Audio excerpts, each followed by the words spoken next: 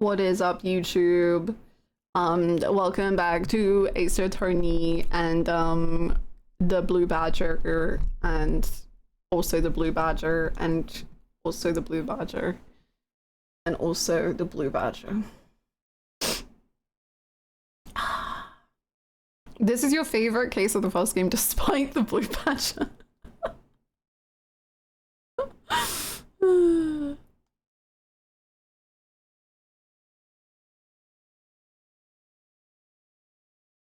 Yesterday was so funny, deleted the VOD to hide the evidence. I didn't mean to. The highlight is still there. The gameplay is still there, I promise. I just made a mistake. I'm sorry.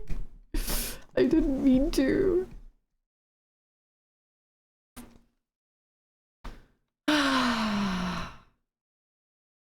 It's my favorite case in game 1 as well, despite the Badger. I think nothing will beat case 4 for me. Well, maybe this one could, you know, never say never. I did have a lot of fun yesterday, it was good.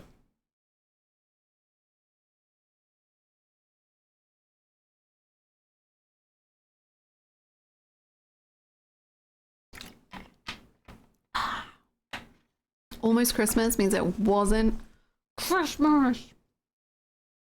YouTube, if you love Blue Badger, please comment down bad for the badge.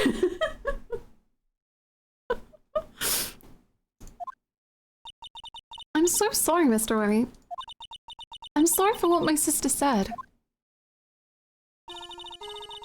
Drastic crimes require drastic measures. That's just the way it is.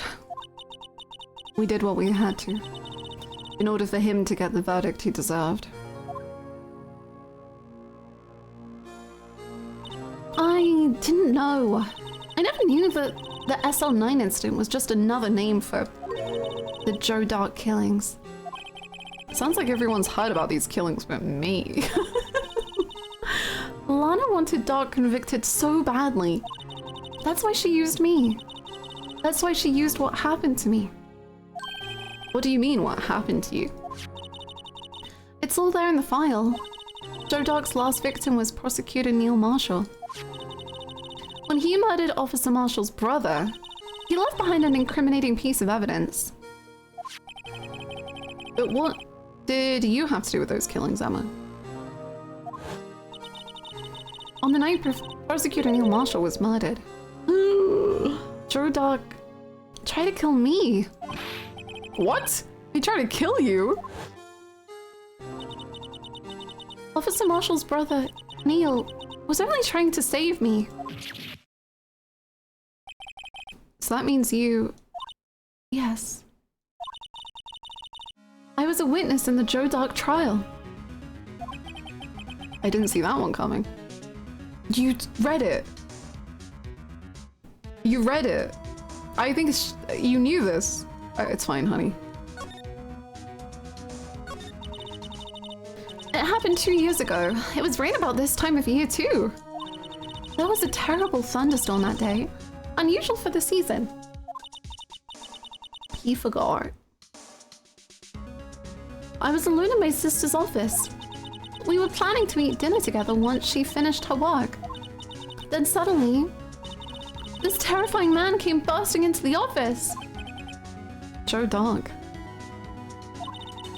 It seemed like he was running from someone. He pulled out a knife and screamed at me. I didn't know what was going on. Just then, Prosecutor Marshall showed up. Jake Marshall's brother. Joe Dark tried to take me hostage, but before he could, Mr. Marshall tackled him. Then... What happened? I'll never forget it. Lightning struck, and the lights went out. Convenient. Suddenly, a bolt of lightning flashed outside the window, lighting up the office for an instant. What I saw then burned a permanent picture in my mind. I can still see it now. A permanent picture.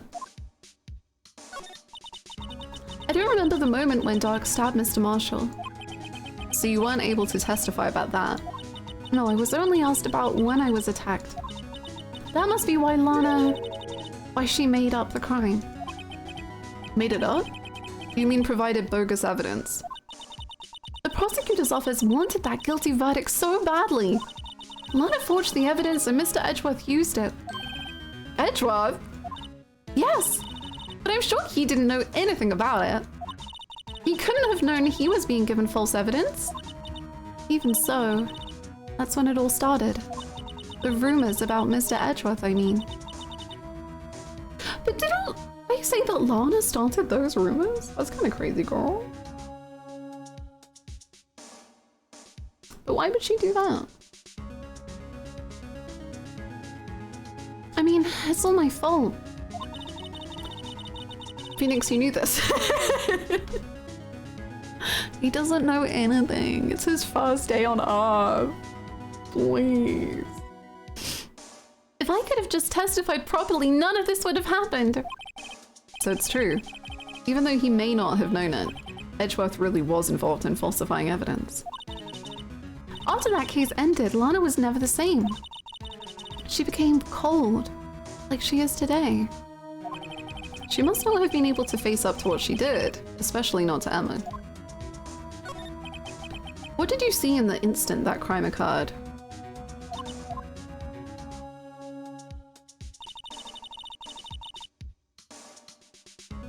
Okay. Doug knocked down Mr. Marshall and raised his knife. Neil Marshall was stabbed right in front of this poor girl. Welcome back. I don't remember what happened after that. Apparently I passed out. Oh, cute. I was thinking very onion core. When I came to, Lana was cradling me in her arms. Poor Emma. You've been through so much.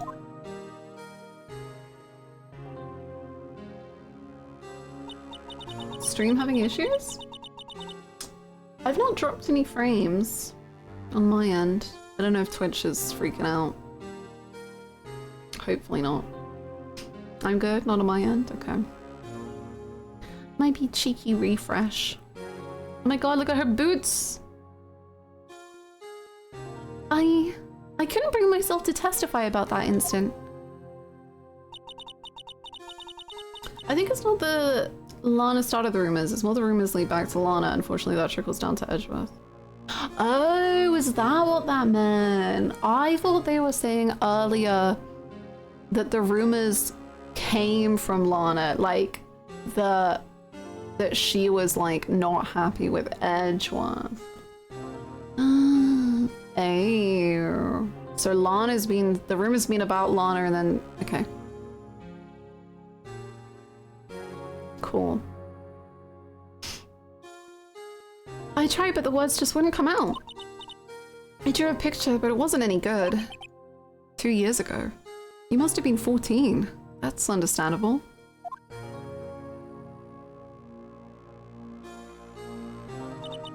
Once it was all over, I made up my mind. I decided that when I grew up, I'd become a scientific investigator.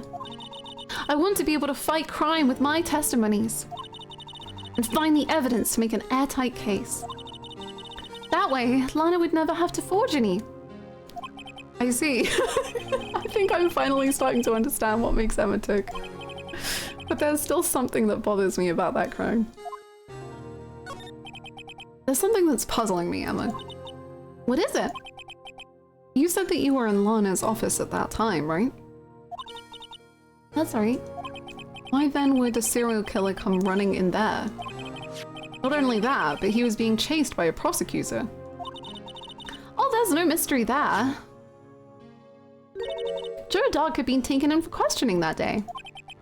Taken in for questioning? You mean by the police? Of course. This happened at the police department. He tried to run away halfway through the interview and fled into my sister's office. But why did he run all the way over to your sister's office? Because the detective offices and the questioning rooms are right across from the elevator. Across from the elevator? But Lana was the chief prosecutor, wasn't she? No, silly! Didn't I tell you?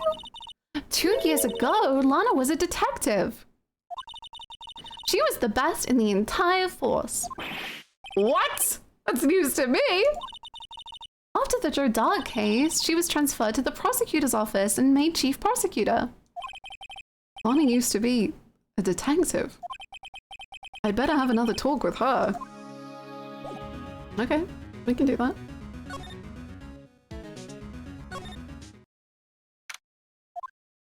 Hey girl, how's it going? Lana. Mr. Wright, it seems I keep causing you trouble. Falsifying evidence. I didn't think you were the type. Criminals don't mind playing foul, why should we? Yeah, no, you're right. Let's not even... But Lana, if you're wrong, an innocent person might be found guilty. Believe me, I understand the risks. Lana, Emma told me about you. Oh?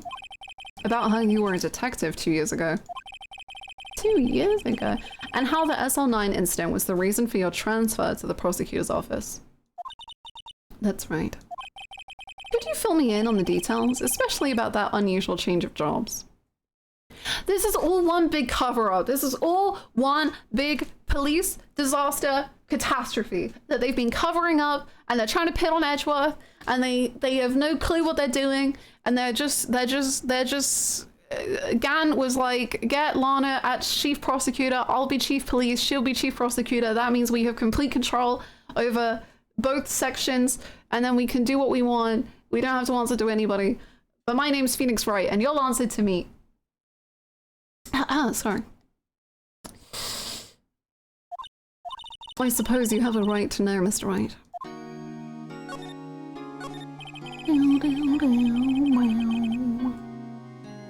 I can't believe the potentially ultimate ACAM case includes ultimate propaganda blue badger. A lot of revelations were uncovered at the trial today, not the least of which was the fact that this case is largely connected to another one 2 years ago. Evidence from that case was stolen as well, though I expected as much. I know how obsessive Officer Marshall can be. That trial, it really wasn't fair, was it? I believed in you, Lana. I believed that no matter what happened, you'd always stick to the truth. It couldn't be helped, Emma. At that trial 2 years ago, I sold my soul. Well, all drama aside, the fact of the matter is, at 5:15, there was no murder at the police department. Tell me it's not true, Lana. What the witness, Miss Starr, said. About you stabbing Mr. Goodman with a knife. Well, it wasn't a knife. Lana, I don't understand. Why won't you tell us? Emma, this doesn't involve just me. I don't think I've ever seen Lana look so fazed before.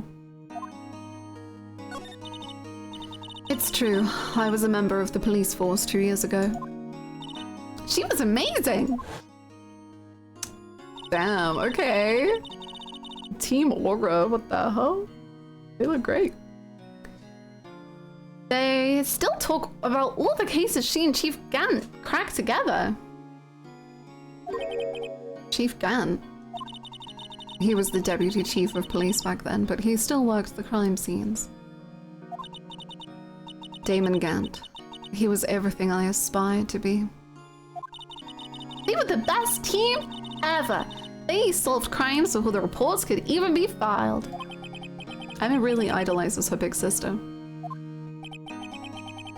But now you're chief prosecutor. What happened? I always planned on becoming a prosecutor. The reason I became a detective was to gain experience investigating crime scenes, so you could use that experience in court, right? Gant's help in the SL9 case was crucial to its resolution. After that, he became chief of police and arranged my transfer to the prosecutor's office. Maybe I should ask more about this investigation of theirs 2 years ago. 2 years ago? Not hashtag homophobic Emma. Emma, please, it's Pride. Emma, get your shipping in the right lane, girl. 2 years ago, I was second in command of the detectives investigating Dog. Second in command? That means the investigation lead was Damon Gann, right? Yes. Damn, just in case you forgot. Damn. Deputy Chief Gant and I shared the same office and the same investigations. Same office, huh?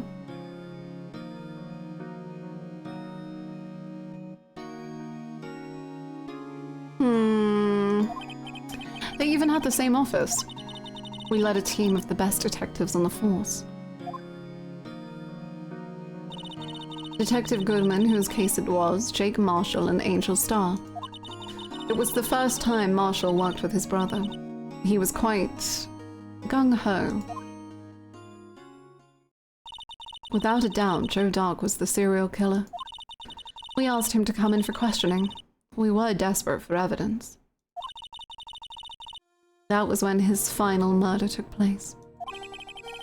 When he tried to murder Emma. Prosecutor Marshall was trying to save me from Dark. No, it's so funny you say that, Indy, because there have been several people today who are like, this is probably my favorite case, but it does have the blue badger. Like, despite the blue badger, this is my favorite. Like, you always have to have the asterisk of the blue badger, however it is present. The first person who happened upon the scene of the crime was me. Now you tell us. Do you mean because? I love that badger. Damon Gant and Neil Marshall were the ones questioning Dark that day. Greatest case of all time will haunt me until my dying days. Unfortunately, the badger. The investigation was in its final stages and Dark must have suddenly panicked. So he waited until Gant and Marshall let their guards down, then fled the room. From there, he ran straight to the office shared by Deputy Chief Gant and myself. That's why he found me. So, but like, why did he have a knife? Shouldn't that have been kind of addressed prior to the investigation? So you were the first person to run to the scene, Lana. It appears so. I was filing some papers while Gant and Marshall were questioning Dark. Oh, goodness.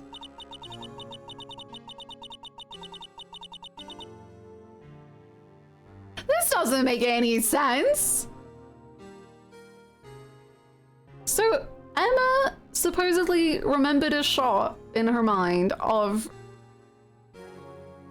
Dark stabbing Marshall with Dark on top and Marshall on bottom. And now suddenly this view, we've got stabbed in the back with Marshall on top. That doesn't make any sense. The facts are not facts. Oh my god, sorry if the mic is freaking out. Lana finding the body, hearing a thrill Monocuba. Our body has been discovered.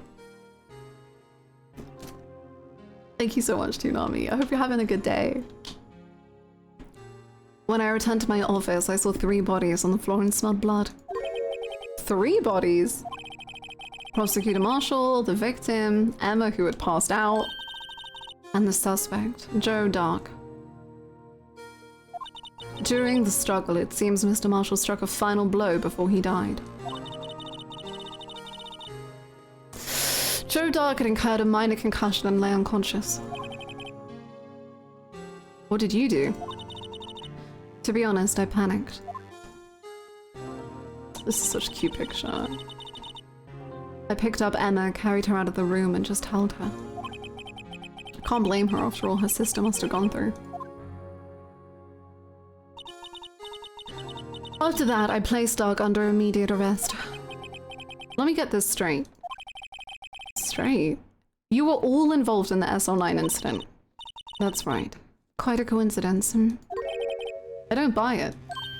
What are you saying? There's no way everyone involved in this trial was also involved in that incident just by chance. But that case was solved 2 years ago. At least one person went to extremes because they didn't believe it was truly solved. Officer Marshall. Yes, his actions came as a surprise to me as well. Ever since his brother died, he's changed completely. I guess he wasn't convinced with the ruling against Joe Dog. Well, yeah, because you forged evidence, man. Like, life doesn't end with the closing of a case. Everyone has to live the rest of their lives with their memories. That case just might not be over yet. Emma was assaulted by Dog at the police department, right? Yes, in the office that Damon Gant and I shared. The office that Mr. Gant now occupies by himself. The chief's office. Maybe we should have a look at the chief's office. I think so. I think so. See ya, Lana. Thank you for your information.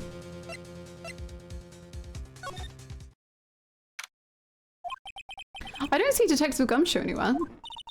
Things seem kind of quiet around here today. You're right. The chief of detectives seems the same though. Why don't we go look for some other people to talk to? Right. We can come back here. Can we not? Can we? I want to go to his... Oh, hey. Howdy, Bambina. Oh, Mr. Marshall! I never thought things would turn out this way when I woke up this morning. Okay, Sarah. You never know where life will lead you, eh, Bambina? I should have known my luck had run out when old Billy dried up this morning. Was that a cactus? Billy? Must be his pet cactus.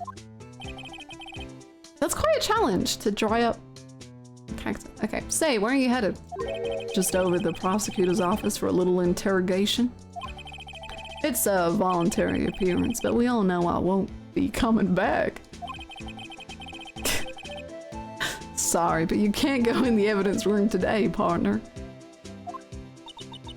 Mr. Marshall, why did you do it? Why do prospectors head west? If ever there was a case I needed to know the truth about, it was that one. Before you turn yourself in, Mr. Marshall, would you mind telling us exactly what happened? Oh, looks like I won't be getting a steak lunch today. Something was fishy about that trial from the beginning. It wasn't just me either. All the detectives thought so. What do you mean fishy? Some of the facts reported were inconsistent with the evidence we found. For example, the murder weapon. The murder weapon? You mean the switchblade knife with the broken tip? That was Joe Dark's, all right. But in the initial autopsy report, a question was raised. A question? The blade of the knife was not a perfect match with the wound the victim sustained.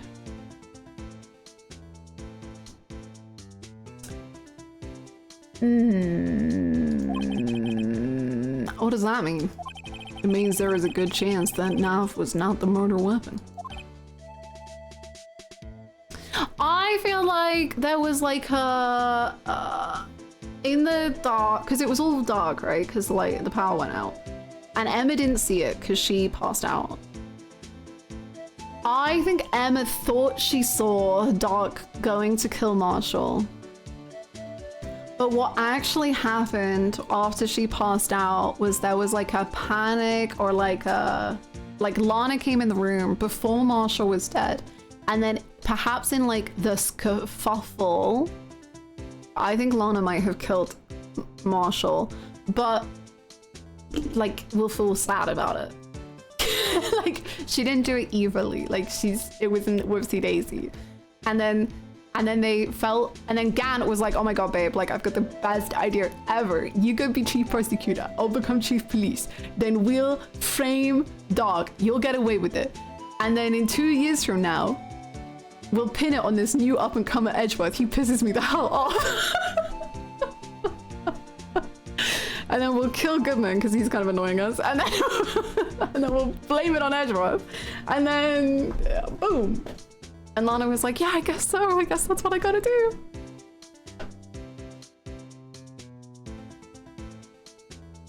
That's my theory. However, in the report that was finally submitted, that possibility had been erased. Could the facts have been concealed with forged evidence? That case left behind scars on all of us. The scars that the SL9 incident left behind. I got the looks, but he got the brains. He was one of the best prosecutors around. I had just made detective when it went down. It was our first case together. How old was he, your brother? He was 27 at the time. He was awarded the highest honor that very day. Yeah, and like that calling card! Wait, no, that makes it sound intentional. Never mind. The highest honor, you mean the king of prosecutors. I knew it. What are you looking at me like that for? That's an honor for a prosecutor. Okay, but it's broken.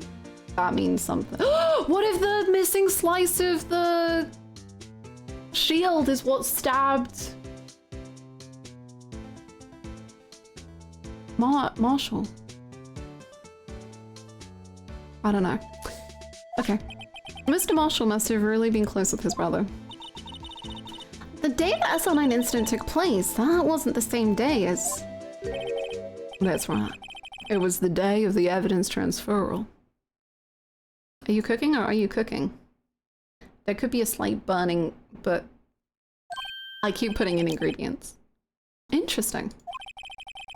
It was drizzling that morning and by nightfall there was thunder. I can't believe 2 years have gone by already. I tried to steal the evidence so the case wouldn't die. Apparently, someone tried to stop you. Detective Goodman was murdered. And the evidence locker was empty. There was something going on behind the scenes in that case. We all knew that later.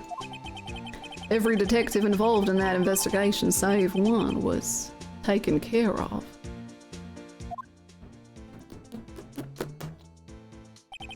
Miss Starr was fired and I was demoted and boxed away in a tiny room. What about Detective Goodman? If they did something to him too, the commissioners would get suspicious. No, they were careful enough not to be too obvious. They? Who are you talking about? Don't get upset, Bambina. I mean Damon Gant in Atlanta Sky. The investigation lead, Damon Gant, and his second-in-command, Lana Sky. They loved this picture, and they should. It's so good. There wasn't a person on the force who hadn't heard of that duo.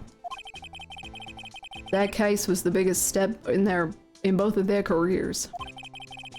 After the case ended, Lana transferred to the prosecutor's office, right? Yep. Damon Gant, the new chief of police, arranged for that to happen. She's never been the same since she left. Everyone who knew her said so. Chief Prosecutor Sky was totally different when she was a detective. Now that he mentions it, Emma said something like that too. Tell me, what happened to my sister? Sorry, Bambina, but her secret is too well guarded. I never found out. Lana's secret. It all started 2 years ago. She killed him. She killed him. That's her secret. Gant was threatening her and he's making her take the blame for this, and that's all I got.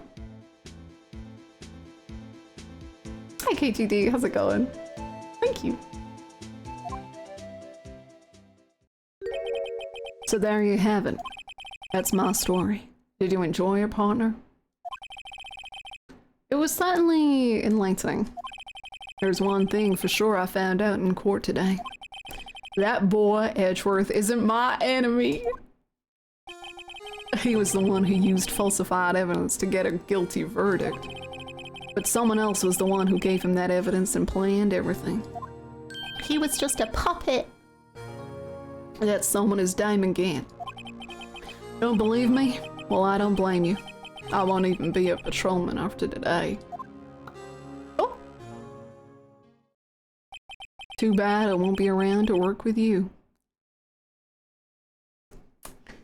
Me?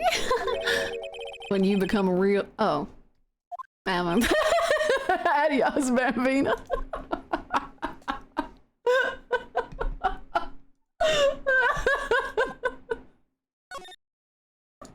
Yeah, that's cool, Emma. Like, good for you, girl. Like, I whatever.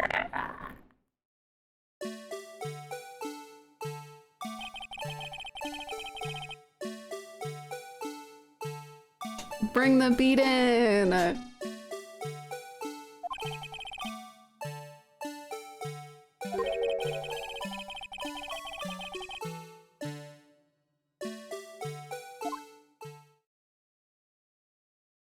I take out his batteries? No.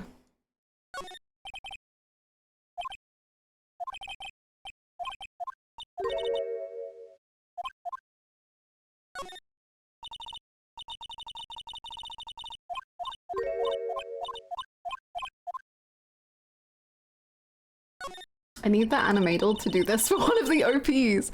Yo, oh, if there was like an OST section, maybe they could, if it was animated in the Ace Attorney anime.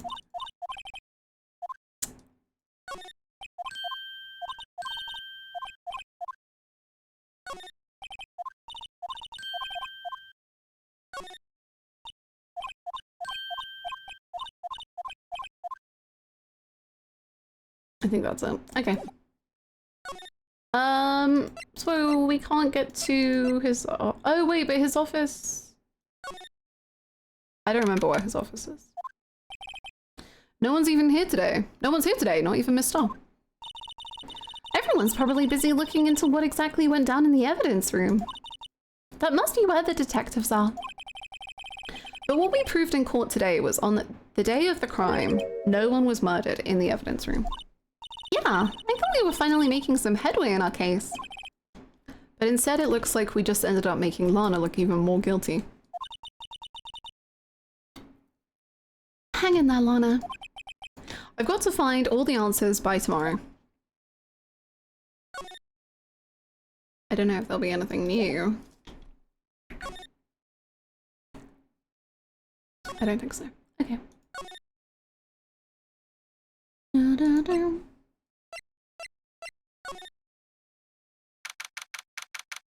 These older Ace Attorney games that followed a logic of getting from location to location aren't my fave. Like, I get it, but I'm fine just with choosing the locations from a big list. Yes, I agree. And I do really like it in the Great Ace Attorney because you get like the little pop-up of Susato being like, I think we should go here.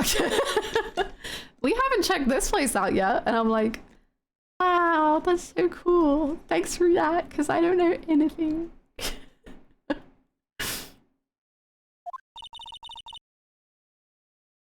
You're so right, Susato.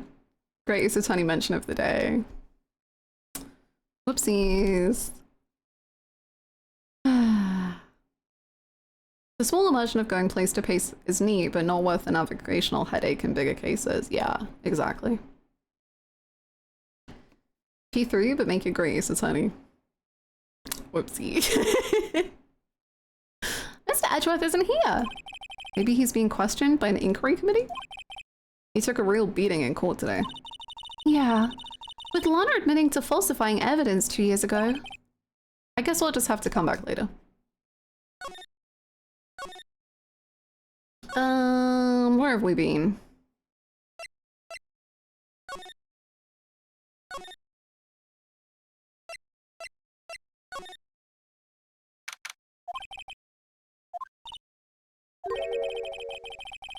Oh! If you're looking for the others, they're all in the conference room. Thanks. Wow, he actually talked to us. With the chief prosecutor saying what she did and the decision about what to do about Mr. Edgeworth, not to mention our statement to the media in tomorrow's trial, There's more chaos going on than Thanksgiving and Christmas put together.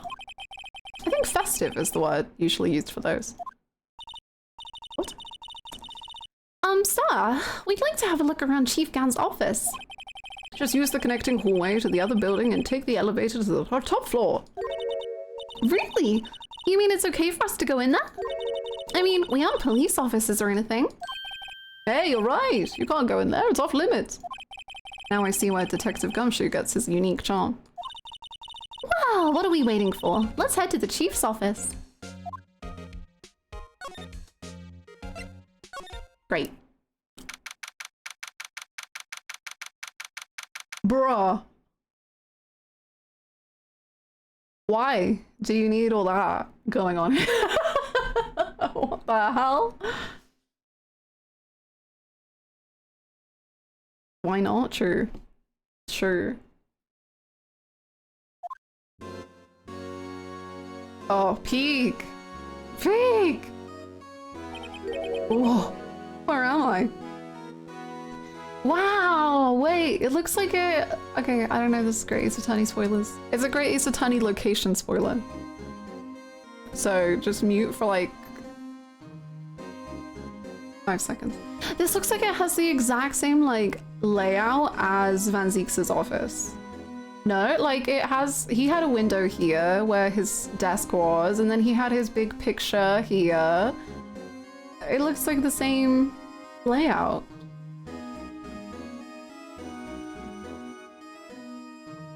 Whoa, where am I? In the chief's office, silly. At least that's what it said on the door. Check out that pipe organ. That's real, isn't it? I was cheeky and I didn't mute cats. You're so brave. Okay, I'm glad it's not spoilers though. Hey, I used to take organ lessons in kindergarten. What? They used to call me Little Miss Buck.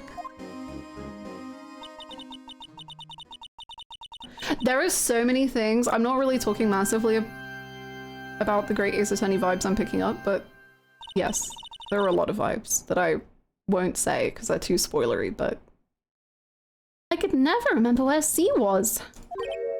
Hmm? Hey. Yeah, even this side of the office. That's where he has all his wine barrels. Wow, and there's like a bat that hangs down here. It's you two. Chief Gan! Rebecca Chambers has a moment. Oh my god. It's just my interpretation, Chris. He put that paper he was reading in his desk. So, Writer, have you been swimming lately? No, I haven't. I've been kind of busy lately. I can appreciate that. I've had my hands full too with Mr. Marshall's misconduct. And Lana's provocative statement. Provocative statement? Oh, you mean about the forged evidence? 2 years have passed since that incident. Oh, he's so cutie pie, but I really think he's the main villain in this whole thing. But my god, look at him. He has the same eyes as Dark as well. What does that mean? I don't know. My, how time flies.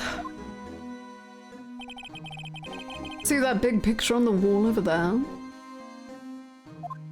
I see it. The vase. The vase. The vase. Nah. Vase. There's a red cloth that you can't see under the camera. That probably means something. The shield and sword, that means something. It all means something. Everything is connected. I'm putting every dot together. Ooh, boy. Hannah, ja, that gigantic organ in every restaurant there. It can't be even. Oh? Excuse me? Thank you for the 100 socket. Yo. That's a picture of Lana, Neil, and me.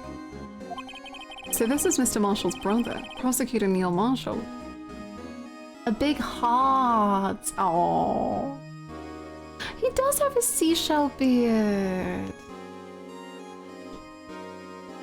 Neil kind of outmugs Jake a lot. I didn't say anything, but when Jake said I got the looks, I raised an eyebrow. And I was like, I don't know if everyone would agree. A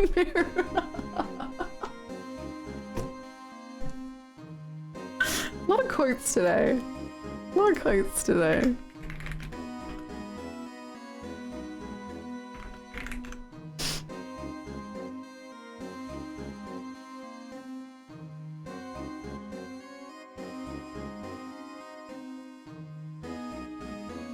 Lisa Tenney is always peppering in a little and changing the narrative of someone who's dead. Indeed. We took it to commemorate our work together. Something's not right with this picture. I can't quite seem to put my finger on it though. Gantt team picture.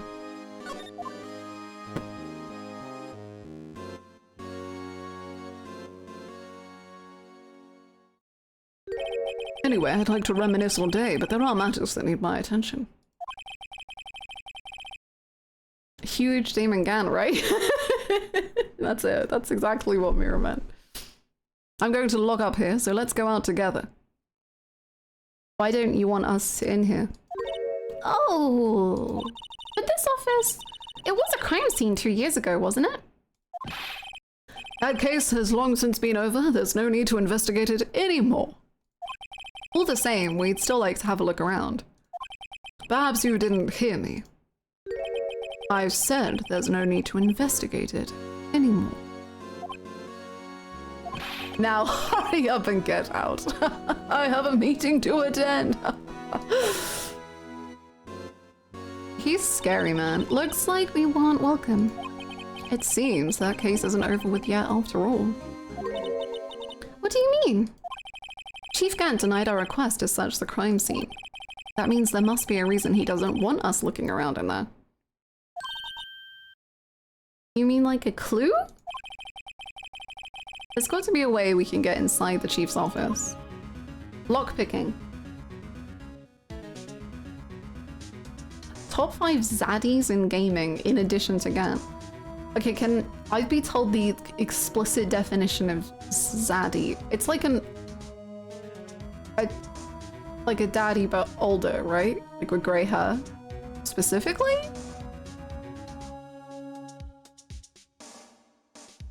I still think him asking if Phoenix was swimming lately was a threat, yeah.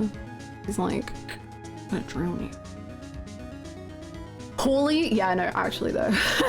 Okay, Paulie from The Sopranos.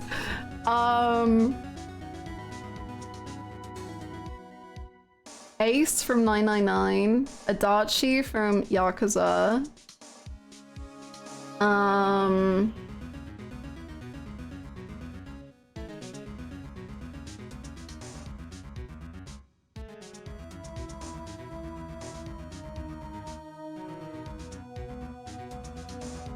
Dojima. I was just thinking Dojima, but I was thinking Dojima might be too young. Like, I assume a zaddy has to be older.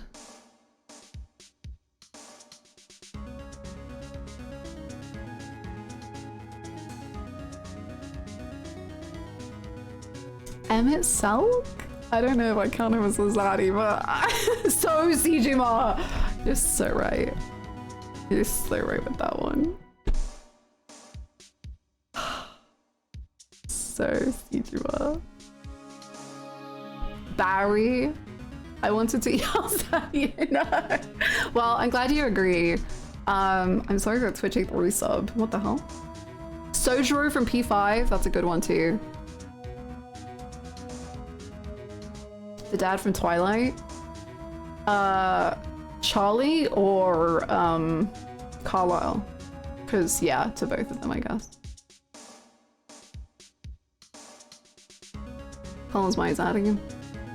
I know he does TikToks. That was quite a lot to find out.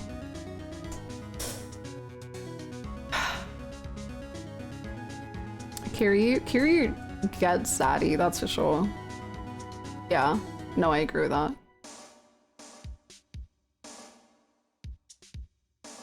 There you go. We've done more than 5.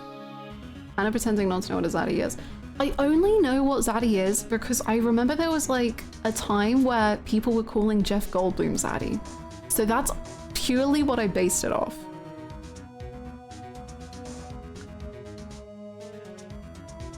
It's Jeff Goldblum. Is there a term for older MILFs equivalent, or do we live in a misogynistic world? I think I've got bad news.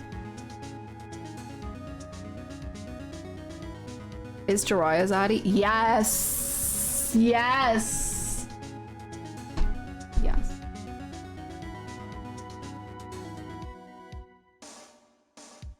I love Jiraiya.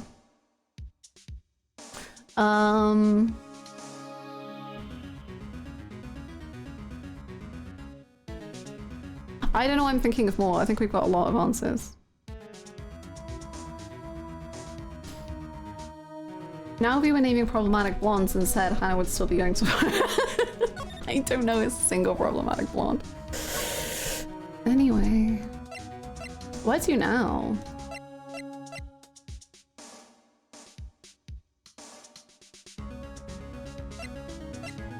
Maybe we see if Edgeworth is around now?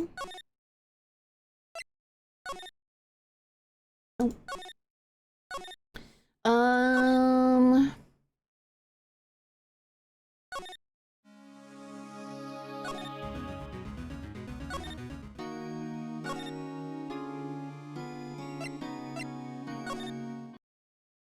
Gumshoe? Can you get us into the office? Hey, cutie pie. Hi, pal. Detective Gumshoe! Aren't you supposed to be in a meeting? I'm, just taking a breather. My feet hurt. They didn't give you a chair? From sitting so long? Actually, from serving everyone coffee. Oh. Sounds like Detective Gumshoe is still out of the loop. Say, have either of you seen Mr. Edgeworth? Edgeworth? No. Why do you ask? He's under fire from both the police department and the prosecutor's office. It's almost like the battle's between you two in court. That sounds serious. Is it because of what my sister said? That's basically what it all boils down to, yeah. That falsified evidence 2 years ago is a pretty big deal. Now Mr. Edgeworth has the whole world after his blood. Yikes. How you doing? Edgeworth's crisis. But I love how many times with Gumshoe, the things you can talk about is just Edgeworth. Why would Edgeworth be blamed? It's not like he knew the evidence was forged. Lana Skye is the guilty party here, isn't she? Regardless, a prosecutor is responsible for the evidence they present in court. Not only that, but as you know, there have been a lot of rumours going on around Mr. Edgeworth. His amazing talent as a prosecutor has kept him safe from those who don't like him. But now, with this... Are there really so many people who hate him? Yeah. In our world, only those with talent rise to the top. Mr. Edgeworth not only has that, but he's young. There's no better recipe I know of for making enemies. Hey, Dick! Keep up the good work! Yes, sir! Let's go out for lunch again sometime, my treat. Yes, sir! You gotta take me back to the joint sometime, okay, Dick? Yes, sir! Seems you don't have any problems with enemies. Stop it.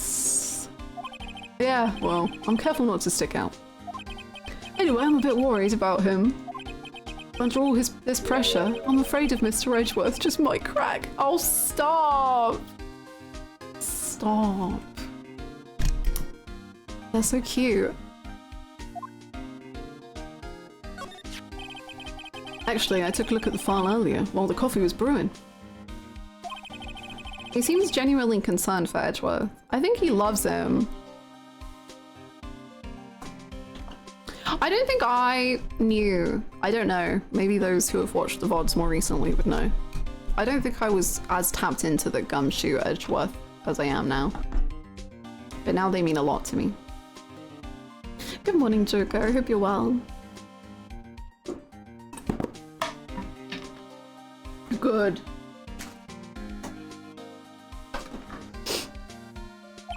Well, did you find out anything? The only evidence Dark left behind was during his final attack. Which ones? They're up. They're in playlists. I promise. His final attack? You mean when he killed Prosecutor Marshall, he was trying to protect some girl?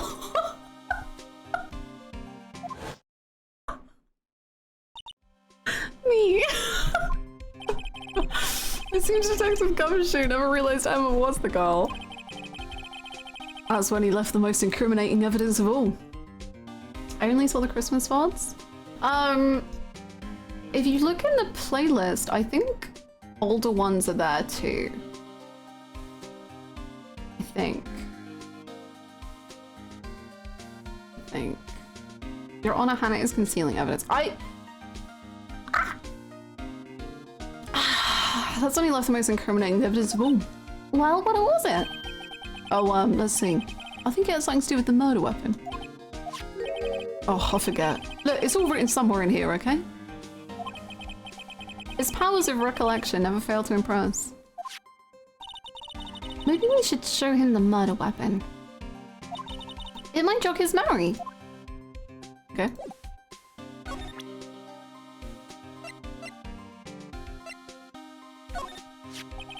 About this. Hey, is that? It has a tag attached to it with the label SL9 Incident on it. I believe this would be the broken murder weapon you were speaking of. What are you doing with that? Ever since that case was closed, that knife's been locked away in a locker. On the day Detective Goodman was murdered, this suddenly disappeared from the locker. And was found in Mr. Edgeworth's car muffler. That's it!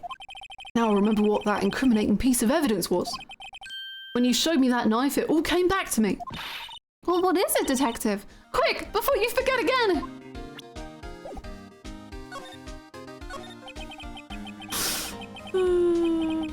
Hannah's gonna re-record fake VODs. You'll never notice. I'll like green screen my old background. You'll never know. So the Christmas case is there, but 4 videos are hidden. Oh, maybe I didn't put them on unlisted. There you go. Okay, they exist. I just have to change the setting. Boom. Better pitch that voice up. Ah, I don't know how. Joe Dark was 42 at the time of the crime. He was just your run-of-the-mill businessman. A businessman?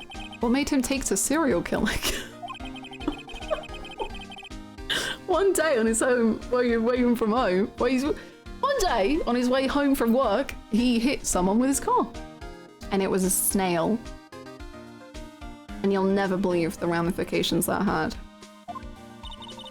With his car? So it was an accident? An accident, yes, but it transformed him into an animal. An animal? He killed a man that witnessed the accident. He killed a lady into a second duck, and then he killed him too. Joker came across the scene, and he killed him as well. What? That's insane. That's a sketch comedy bit. That's literally the what you say comedy bit. Where you're just shooting each other in what you say place. He was just being a common hitman player, yeah. Finally, he turned himself in. Seems he was a pretty careless animal. Of course, this is all conjecture. What? That wasn't a single shred of evidence. Stabs, oops, stabs, oops, stabs, oops. I just had a bad day. I got in a car accident, okay? I hope you're doing well, 17 Cubs. So he turned himself in.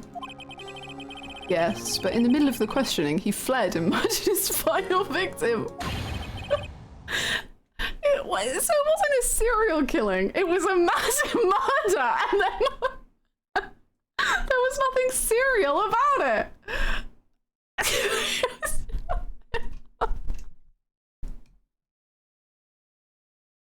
What the hell?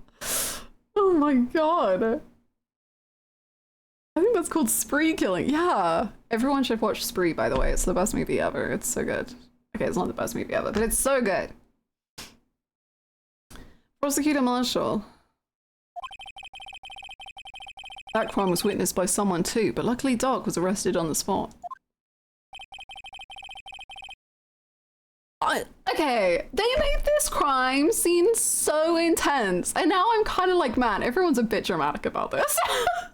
They had Lana, Gant, Angel Star, Marshall, other Marshall, Goodman, all working on this case, of which one man said, I've just killed like 7 people, turned himself in. And what? What? What? What? What? Okay. This has become a comedy. It's a good thing that last witness wasn't killed. That last witness, aka Emma. This knife, it was Joe Dark's, wasn't it? That's right. We traced it back to the store he brought it at, plus it had his fingerprints on it too. But no one actually witnessed him using it to murder anyone, right? That's where his luck ran out. When you take a good look at the knife, you'll see it's broken. It's because he was stabbing so hard. You don't have to take a good look to notice that. Yeah, well anyway. Take a guess where the broken off tip of the knife was found. Inside Marshall. That's what did him in. Where was it? The victim, Neil Marshall, was carrying it inside his own body. It was found deep inside the stab wound. Did it match Dark's knife? You bet. Down to the last fiber. Okay, but it's not conclusive, Emma, because if you recall correctly, we also know that the wound shape did not match the size of the knife. So they could have just put a bit of the knife inside the wound. Dark's tip was in Neil. Happy Pride.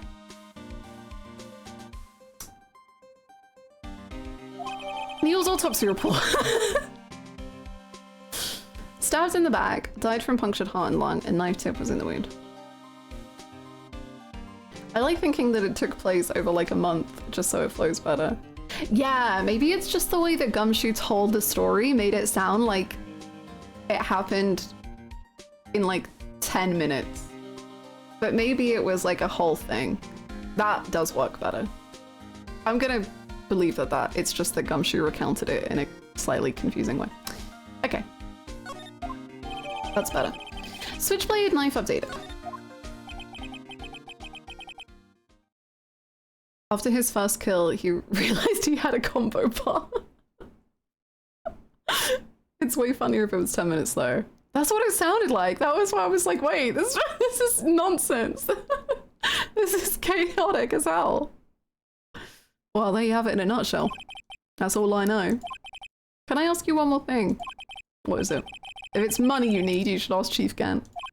It's not money, but it does concern the Chief. His office is a crime scene, right? It's where Prosecutor Neil Marshall was murdered. The Chief's out now and his office is locked, but we'd like to have a look around if that's okay. Well, any detective's ID card can unlock the door. What? Really? But if I let a civilian in there, I'd be charged with breach of trust. Breach of trust? Simply put, I'd be canned. Oh. Sorry, pal. I don't plan on getting fired because of you. But Edgeworth? I could maybe do that. How about this ID card? It was Detective Goodman's. That won't work either. The data was deleted the day he died. Oh. So in other words, Gumshoe is our only chance of getting into that office. I wonder if there's something we could show him that would make him change his mind. Maybe the picture? I don't know. No. Okay. This? About that jar, I think I've seen it before somewhere. Somewhere? Maybe it's one of those memories people have from previous lives. This must be the most uninformative detective I've ever met. Something about it makes me feel uneasy. It's like I'm in the chief's office and he's yelling at me. Chief Gann? Where could I have seen that before? Oh, okay. Well, I thought we would be able to put 2 and 2 together, but that's okay. I would love to be able to present people, and then I can present Edgeworth, and then Gumshoe can be like, yeah, he's the best, I just love him so much, he's so cool, I really like him, I do.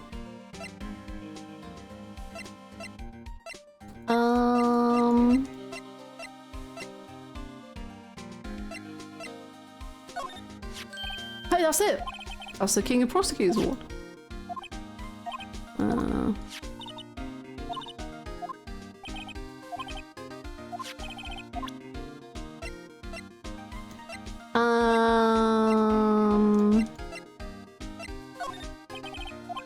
Okay, well, let's just present everything.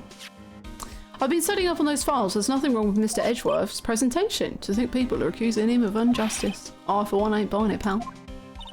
You're looking into the case for Mr. Edgeworth? Yeah, it was a pretty big deal when it was going on, you know? After all, the serial killer was on the loose. But Lana was pretty clear in her confession. She forged evidence.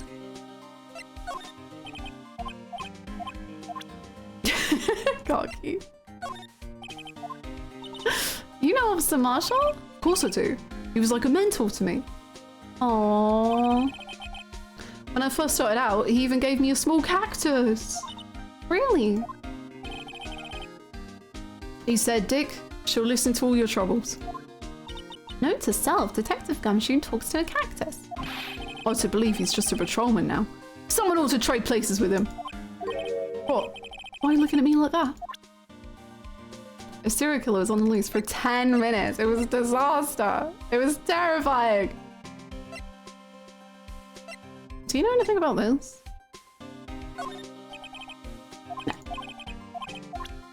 No. I think we've done this.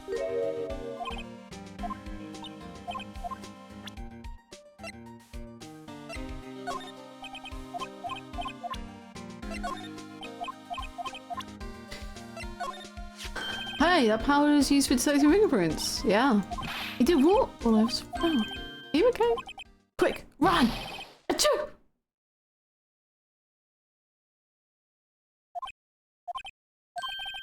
If it's any help, one time I took a nap on a bench with wet paint. Why am I not comforted? Okay.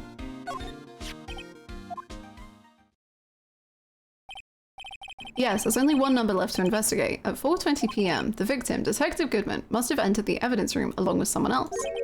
Someone with an executive officer number. 7777777. That's 17 too many, Detective. An executive officer? I just might have a hunch. I just bought some of that stuff. Wow. Add 3 inches to your base height. Base height? Looming tall, new and improved growth formula. You mean this can't detect any blood traces? Well, it's not quite the same thing as luminol. So that's why the lady at the counter had that smirk on her face. We're learning so much.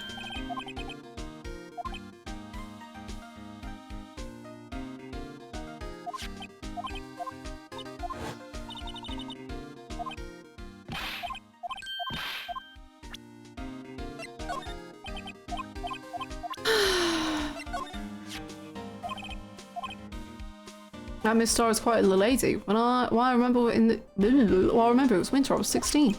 She was the only one who ever got me to talk about what happened. 16? That's how old I am now. I wonder what happened.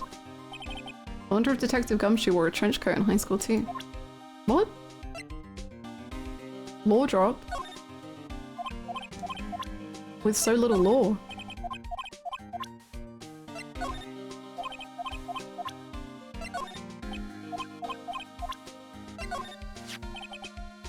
This guy made us almost lose the case today. What are you talking about? He was guarding the bloodstain of that evidence with his life. That's more than you can say about most officers nowadays.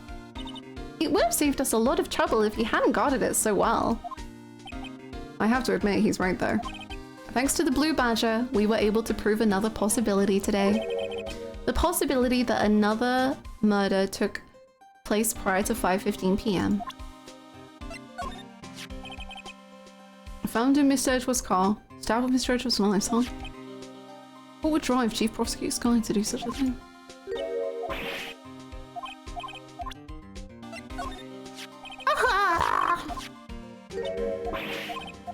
Maybe we don't have what we need yet.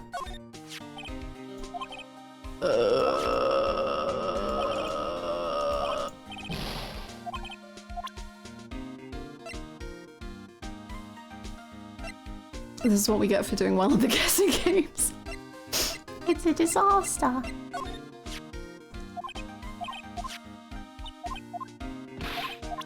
Surely the badge. Surely. Okay, I think that's all the evidence. The picture one more time. He doesn't care. Okay. Well, bye. I don't know what to do.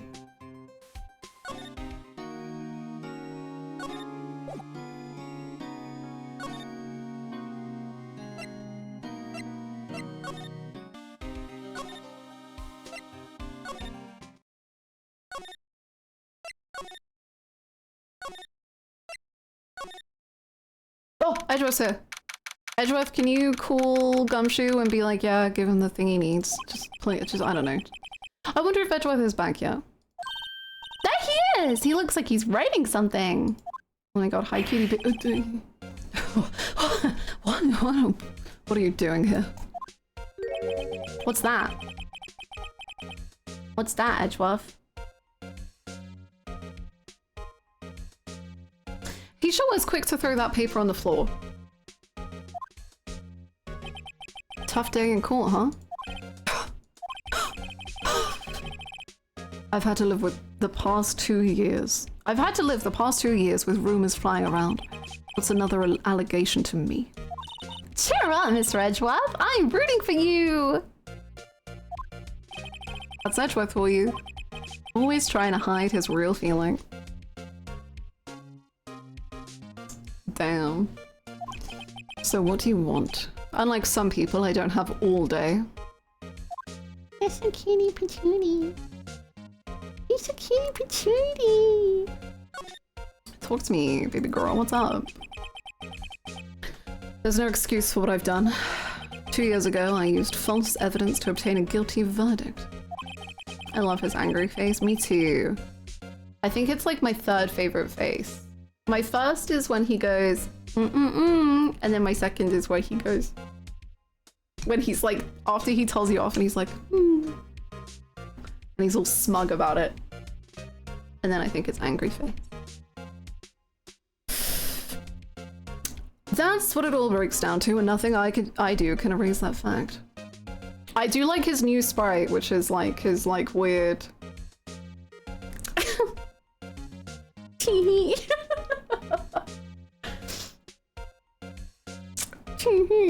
It's so funny. But you didn't know, did you? I mean, this one's good too. Maybe Edgeworth is good. I don't know. I mean, that evidence was falsified. The police department and the prosecutor's office share a bond of trust. If that bond is broken, we stand to lose everything. The police department's error is my error, my responsibility as the prosecutor in charge. The fact remains the same no matter what excuses I might have. Mr. Edgeworth. I take pride in my work. Sota, you were so blessed. Welcome back.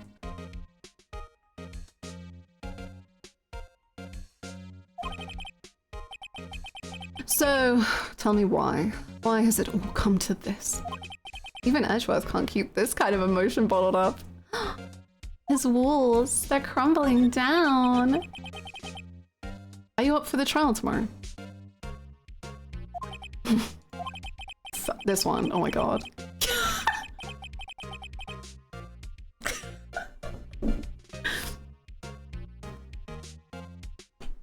Going to the barbershop with a picture of Edgeworth and my barber immediately quits. First, last year's trial, and now this one. Oh my god, I didn't read the text! I was too distracted by the face! It seems all you do is worry about me. To be honest, you're getting on my nerves. Okay. Mr. Edgeworth! You can't just walk out on the trial! Tomorrow was the last day. It's too late to change prosecutors. I'll bet that's what my superiors are banking on. I never thought that case would come back to haunt me like this. Hannah after every Edgeworth trying though. What do you mean? The list of evidence. It seems too short. Most lists run twice as long. It's only half as long as most lists. That's odd. After Neil Marshall was murdered, I became prosecutor for that case. I may not have been part of the investigation, but I knew what I had to do. Use the evidence I was given to prove the suspect guilty. That was really the only thing on my mind at the time. Say, we just saw a picture taken around that time. That picture, something seemed strange. Could you tell us again about what happened that day? The day Detective Goodman was murdered. Now we're shaming the length of the evidence list. You were participating in a ceremony, right? I've never cared for ceremonies, but I had to attend that one. Because you were awarded this! Those receiving awards can't exactly skip out. Oh, your smug little face.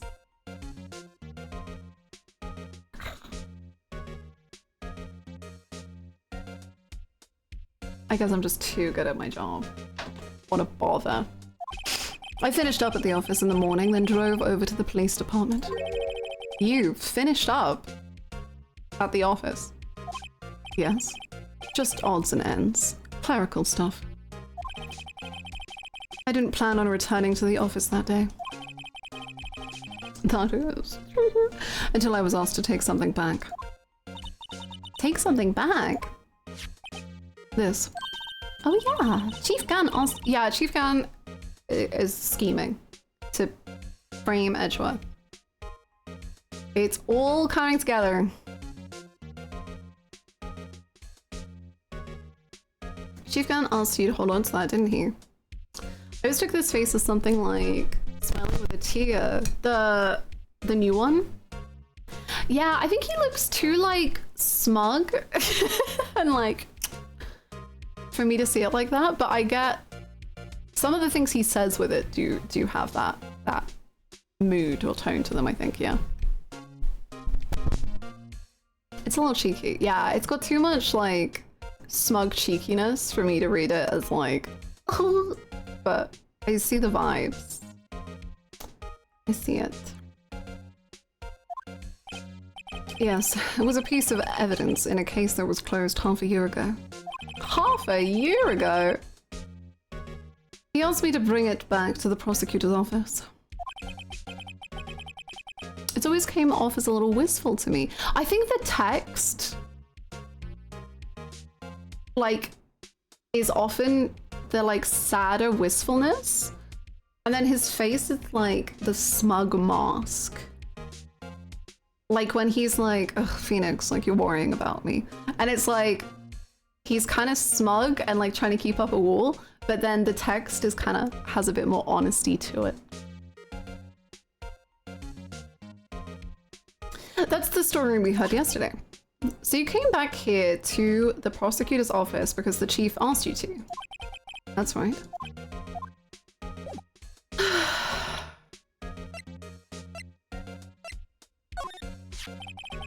This picture was hanging on the wall in Chief Gant's office.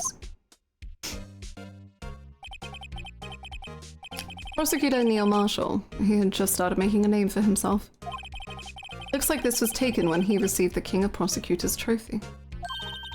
Speaking of that, there's something that bothers me. Yes? The trophy Mr. Marshall is holding... it's a little different than yours. Yes, you're right. Ah, I remember now. Remember what? That was what the official prosecutor's trophy looked like until 2 years ago. 2 years ago?! There's a story behind its design. A story? Sounds interesting. Would you mind telling it to us? It's simple, really. Contradiction. That's what the award's based on. Wow, what a story. This award originates from an ancient Chinese tale. In Chinese, the word contradiction is written with 2 characters. The first means halberd, and the second means shield. Have you heard this story? Me? No, I've never heard anything. Sure, everyone knows that. Why don't you tell it, though, for Emma's sake? Emma knows already. Very well.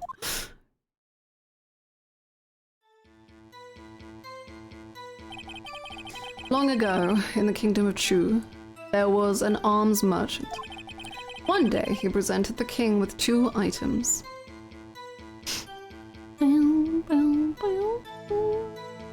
Rye. Rye, indeed. Have you heard this? Have you seen? 2 items. The first was a halberd he claimed could slice through any shield or armor. The second was a shield he claimed would withstand any weapon. Wait a minute. Objection!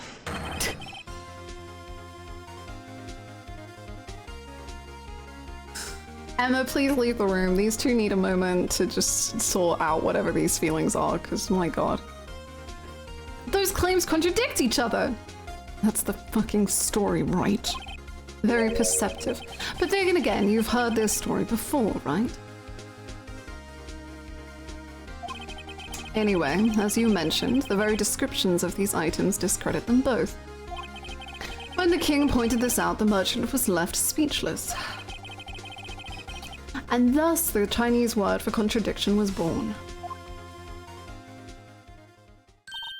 Oh, I see! So the chipped shield and broken knife symbolize? Precisely so. They symbolize the merchant's items. The ancient tale ends with the merchant at a loss for words. But it's in our nature to pursue matters to their conclusion, even if it results in something as ugly as this. Wow, thanks, Mr. Edgeworth. I learned something new today. That's funny. If that's so, then why were you only given a shield? You'll have to ask Chief Gant. 2 years ago, he had the halberd part of the award abolished. Chief Gant. Chief Gant. What do you think about this? Okay, mad. Okay, I understood. Understood. Understood.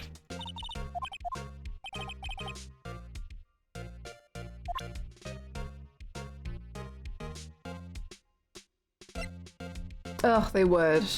It would be kind of annoying to live with them, I feel like.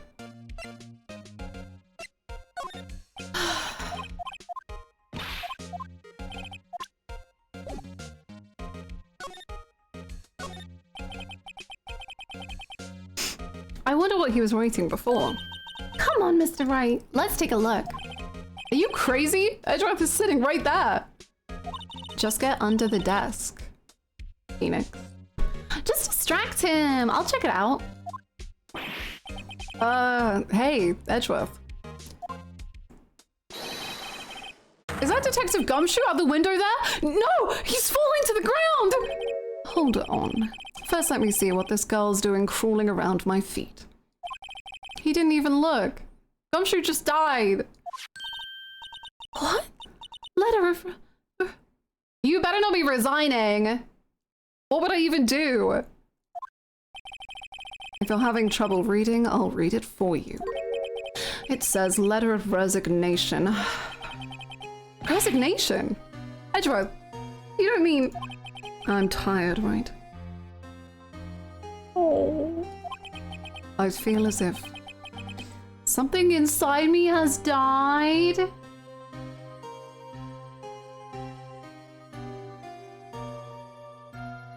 Honey, I think you're just burnt out, okay? I think you need a vacation. And I don't know if you know how to do that. But this is just seeming like burnout. Baby girl. But Mr. Edgeworth, none of it is your fault. I know the path I've walked. You don't need to tell me. And the path I've walked hasn't been a just one. I can't forgive myself for what I've done. And no one else should forgive me either. Uh-oh. I think he's serious. Mr. Wright, please, you have to do something. This letter of resignation. I wonder if I can use it for anything. I'm gonna put that in my evidence. He's serious. What did he write on it?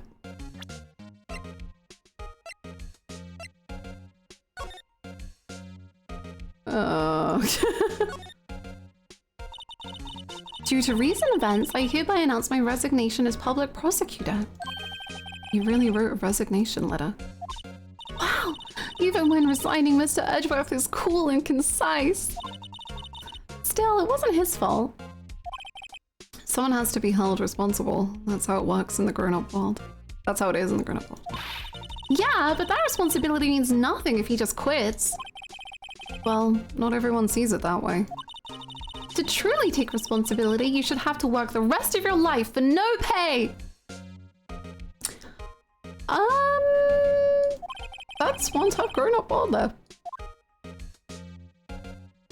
I think he signs his name with a little heart.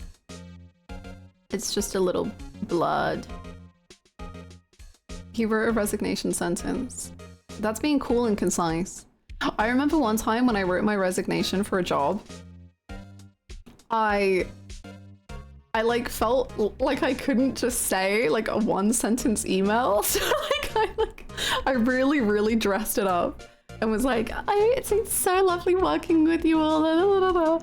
And then one of my managers like 2 days later was like, I read that email, you did not need to say all of that. You really like went off, and I was like, I didn't know what to do, man. I didn't know what to say. It's like, you could have just said you wanted to resign, and I was like, it felt rude. Whoa. He is 24?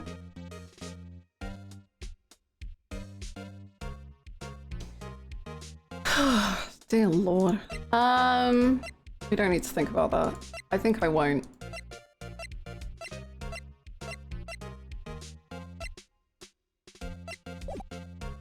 God, when I first started streaming this game, I was the same age as him, and now I'm older by several years. I'm older than Gumshoe, which does make me want to leap into the abyss. Oh no.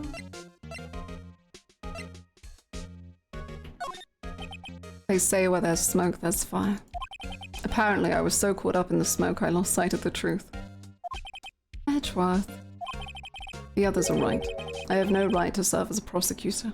But Mr. Edgeworth! You were only doing your job! I've always made my own decisions about what I can or cannot do. That hasn't changed. Forgiving myself is something I cannot do. True, Indy. Uh-oh. Mr. Wright, please! Okay. I think we might have to present something to him. But you know what? Before we do that, I'll go to the bathroom. Please look at this beautiful be right back. And I will be right back.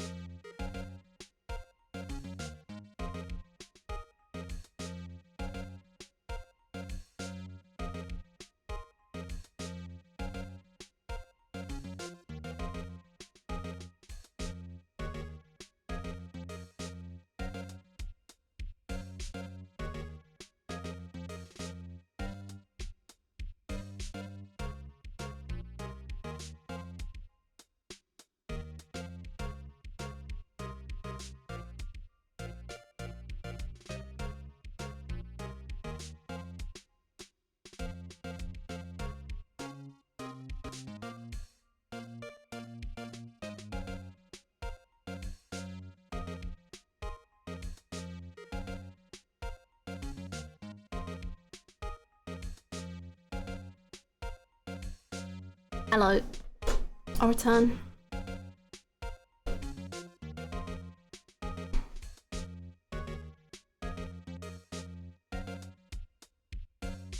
Thank you. Thank you for the welcome back.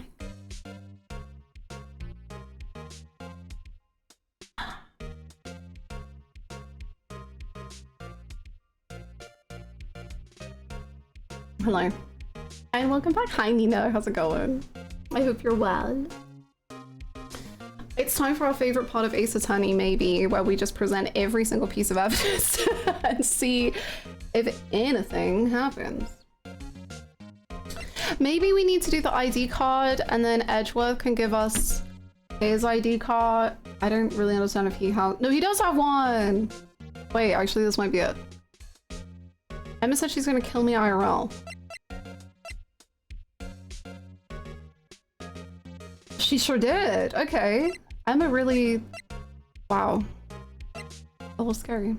Can you hack it? Thank you! Thank you so much. I literally just cut it yesterday morning and it didn't go terribly. Oh, I thought that was the answer. I was like actually happy. I was like, wait, I think I just got it. Oh. You know, it wouldn't hurt if you put this up somewhere, like on a shelf. That has no meaning for me anymore. What do you mean anymore? That's who I was last year.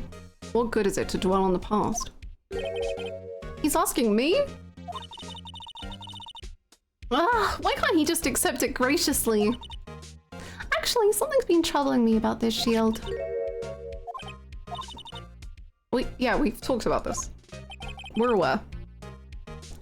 No, we've done this.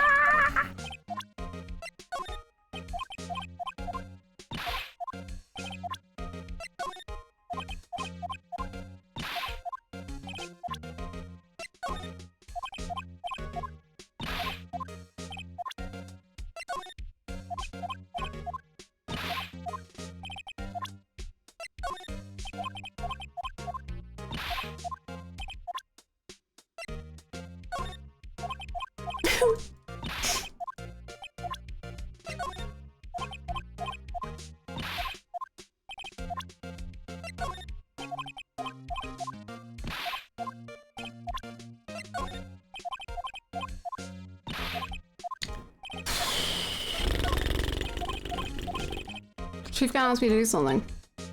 Take evidence from a case. I have a locker in there as well. Did you notice anything amiss? That room's always dark and I was in a hurry. I didn't see anything out of the ordinary.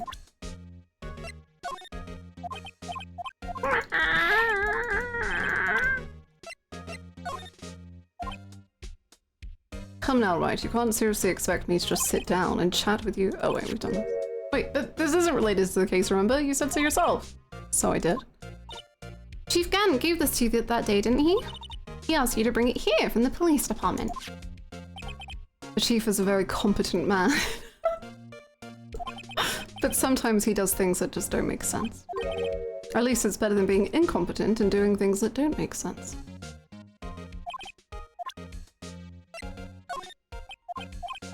What if we just want to sit down and have some tea? We can play chess with our beautifully themed chess set. I know you want to.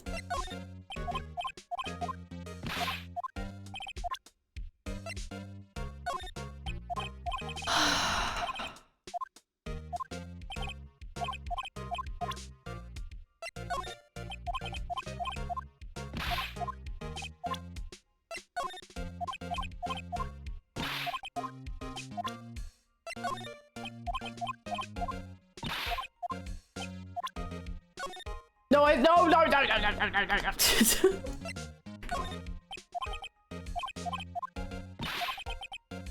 Rise from the Ashes might be one of the most egregious cases in the series. For sheer amount of evidence you use once or twice and then it just sits there.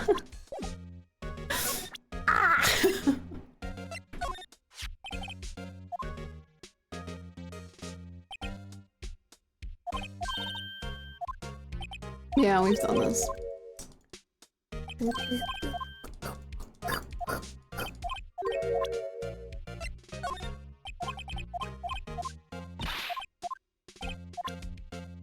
Well, that's it. That's all the evidence. Great. Bye.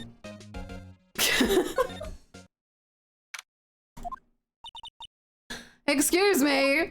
Oh, hey. How you doing, girl? Would either of you care for a £1/4 of roast beef? Miss Star. I guess she's out of lunches. Who am I giving this to? Who wants beef? You certainly are the curious sort, aren't you? Kind of like the first person who's...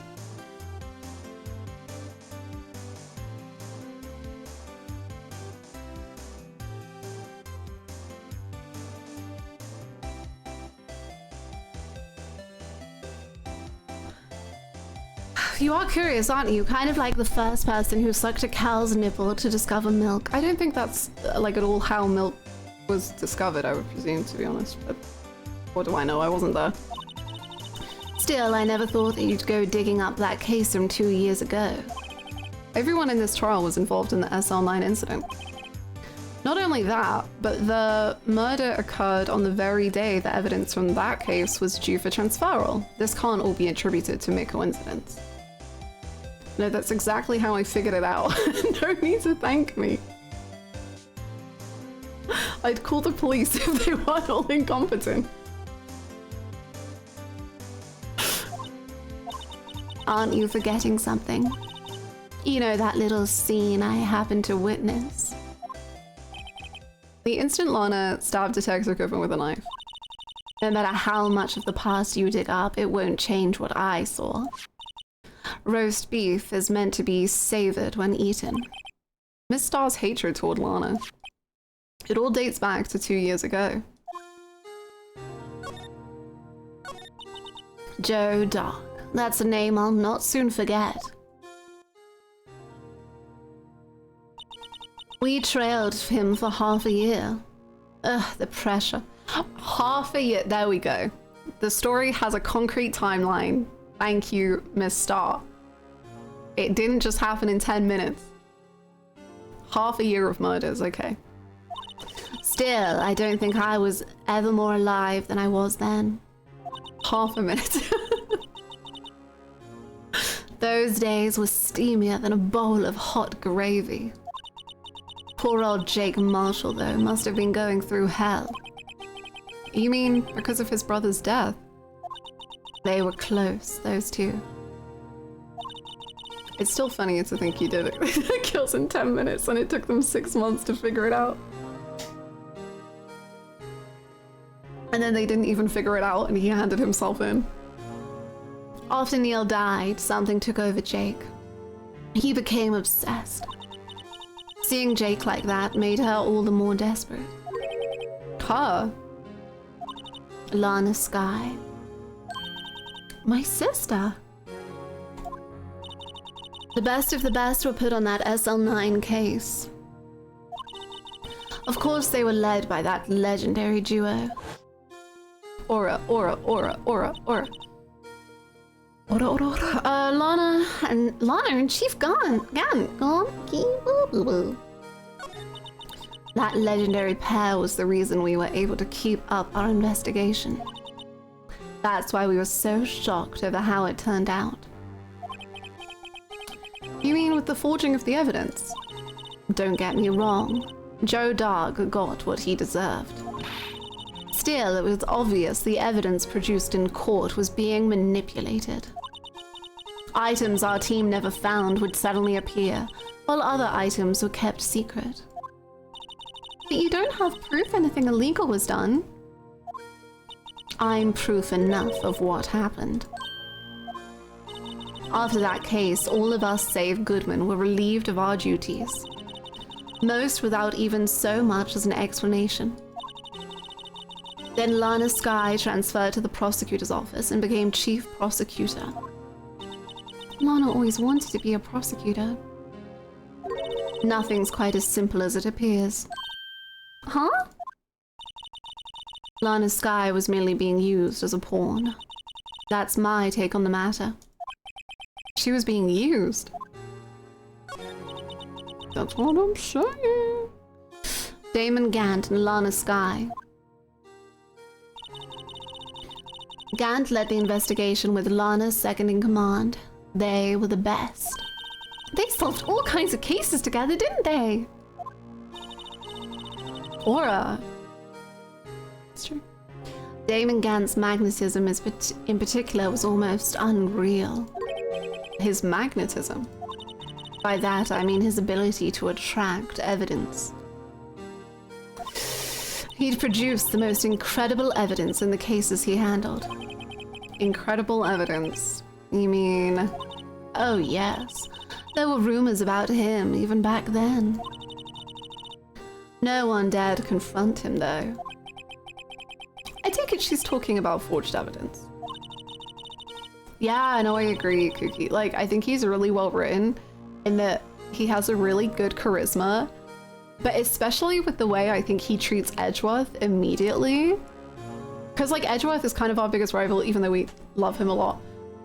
But the way that he immediately has this, like, power over Edgeworth, too, you're like, oh. That's serious. And then the way he's like, oh, I forget exactly what he says, but he's like, let me finish or something. And then Edgeworth keeps talking and he's like, no, let me finish. And you're like, whoa, okay. This guy is scary and he's serious and intimidating. Back then, everyone looked up to Lana. All the detectives wanted to be like her. Yeah, no, I agree, Ace. I agree. Really? Oh yes, myself included. I was a fool, really. She hated anything crooked and always watched out for the other detectives. That's why she was so concerned for Jake. Mr. Marshall. When Jake's brother was murdered, she felt as if she had lost her own brother. If it wasn't for her, I don't think Jake would have ever recovered from his shock. That's what makes it all the more infuriating. Miss Starr. That's why I'll never be able to forgive her. Why did she have to turn so cold after that?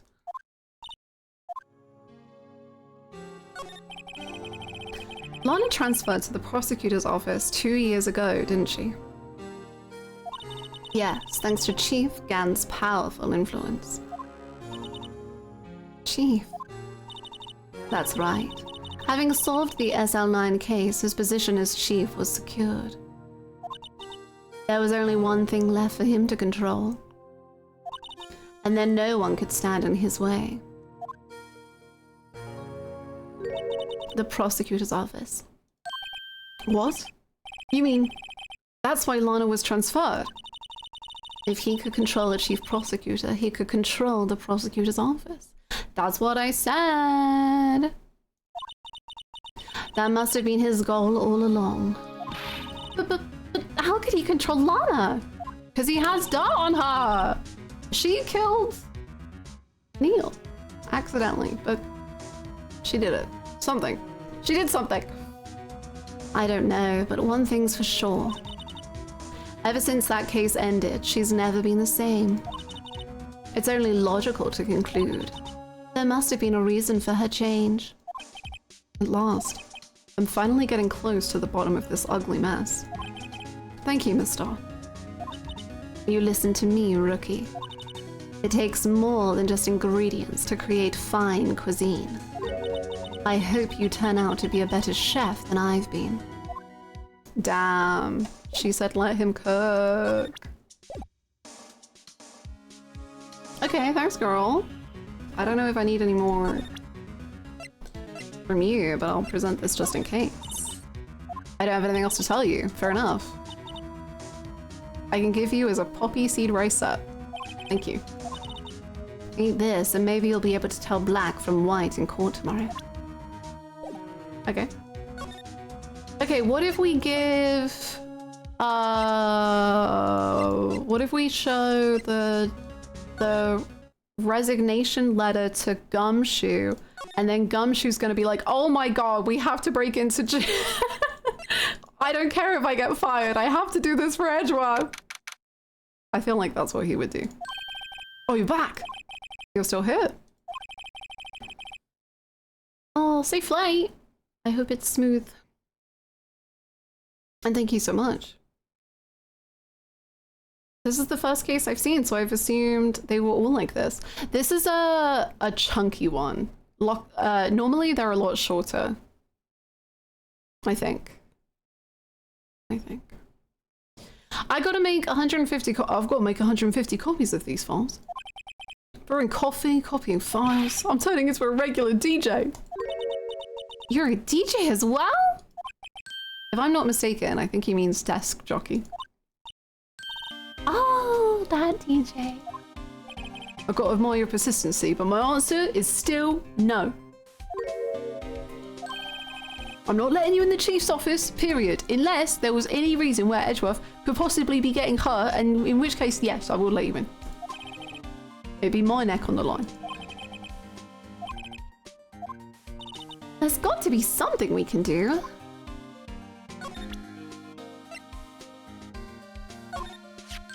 What's this crumpled up piece of paper?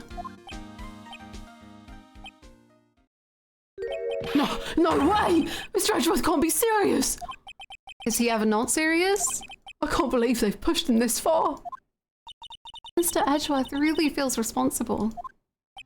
When I first met him, I thought he was cold as ice too. But I know different now. He trusted us detectives to provide him with sound evidence, but we betrayed him.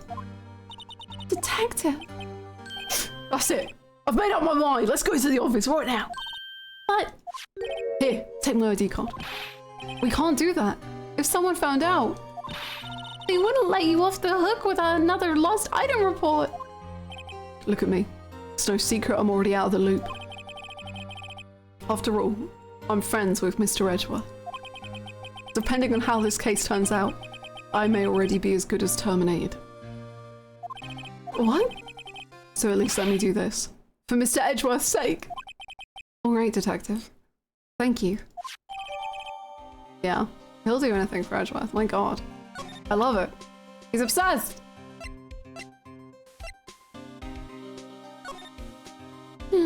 What? You're huge, man. What the hell? You're gigantic. I couldn't really tell how gigantic until this picture. Detective Gumshoe isn't very photogenic.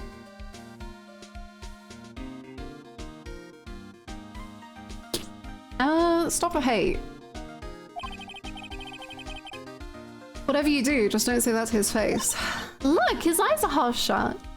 Yeah, and his mouth is half open. Literally isn't. You two are lying. Hey, each of his show buttons is off a notch. And he's got the narrow end of his tie in front. I think this goes beyond being a photogenic issue.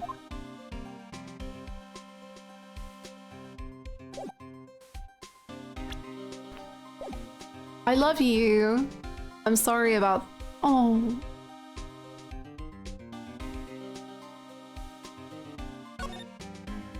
It's not your fault. You're perfect. Never change, okay, honey? Here goes, Mr. Wright.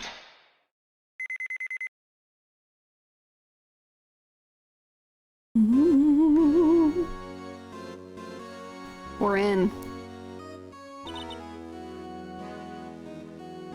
If it's not the sword on the King of Prosecutors, I think it could be this sword, because this is in the photo as well for some reason.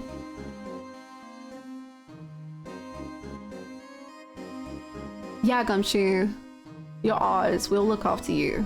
The haters can't get through us. We're in. If anyone finds us now, Detective Gumshoe's a goner. Oh, Honey Bunny, you came with us? I thought we were saying we stole it or something. Or you lost it, or... If that happens, I'm counting on you to bail me out. Oh!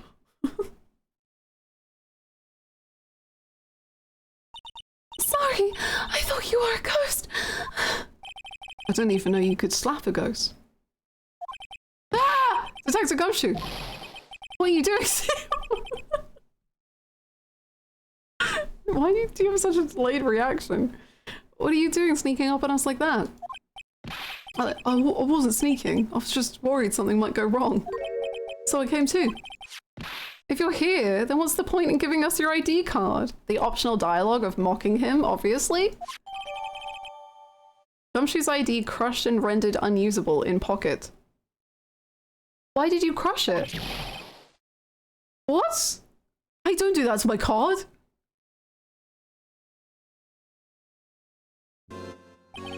What? Why is Phoenix just randomly a dick? To dick? Crazy. I hardly ever get a chance to come in here, so I figured I'd have a look around myself. Besides, we're all in this together now. You really do want to get fired, don't you? Not if we're lucky. Now come on, let's see what we can find out. He needs to let the wolf out sometimes. I got a bad feeling about this. You know, it's like bully people. You know, because like he's so bullied in court all the time, and then Gumshoe's the one person he can pick on. Damn. That desk on the other side of the room, was that your sister's? Yes, that's why I was waiting for Lana. Hurt people, hurt people.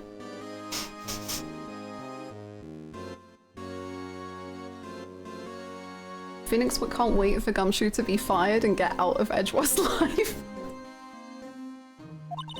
On that day 2 years ago.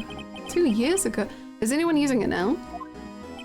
No, sir. This is entirely Chief Gant's office now. He practices a strict policy of preserving the crime scene. That's a strange reason to leave it there. He leaves it as a warning to everyone else. He wants us to always be alert. He told us so himself at our New Year's party. Of course, he was pretty intoxicated at the time. I see. So ever since Lana left, no one ever touches that desk. No one except Chief Gant and the cleaning lady. Still, 2 years have passed. There can't possibly be any clues remaining. Can I ask you something? Sure. You only came here to look around, right? Because it's one of the SL9 crime scenes. I mean, that's your only reason for coming here, isn't it? You should all know there's a video on my YouTube watch later list called The Science Behind Gumshoe's Lovability. Aww, that's cute. That's cute. Drunk Gant would get like such pink cheeks.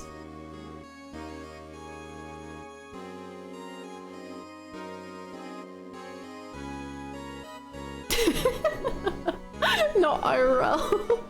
2 years ago, and they just look at you like, man, what's your problem?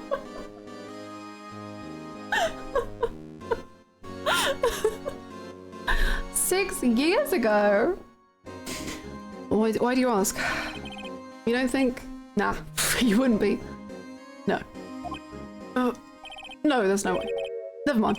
Don't worry about it. Okay. Now then, let's look around. Hey, hold on. Not so fast, buddy. Huh? What is it? When someone tells you don't worry about it, it's supposed to start bothering you, pal. You don't just let it go at that. Sorry. This guy's starting to get on my nerves. Okay, so what's bothering you? You two don't think Chief Gant might be a suspect, do you? What? He's right, Mr. Wright. What do we think of him? Daughter, remember when we went on that vacation 3 years ago? 3 years ago? What's wrong with you? Oh no. Chief Gant. So it's finally come to this. What do I think of him? Beautiful, gorgeous, stunning hair. Love it when he twirls it. Cute sunglasses. Perhaps it's best I don't divulge my feelings. There you go, ignoring me again.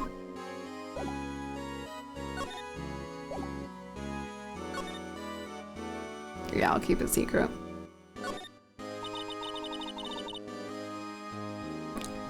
You can see pretty far from 15 stories up.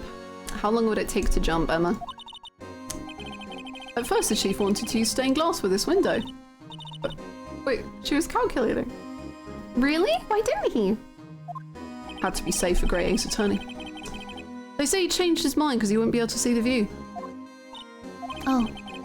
Stained glass or not, it's a huge window. This is the real deal, isn't it? The armor and these weapons. Sure is, pal. The chief doesn't care for imitations. First the pipe organ, now this armor. Do you know how many taxpayer dollars must have gone into this room? What?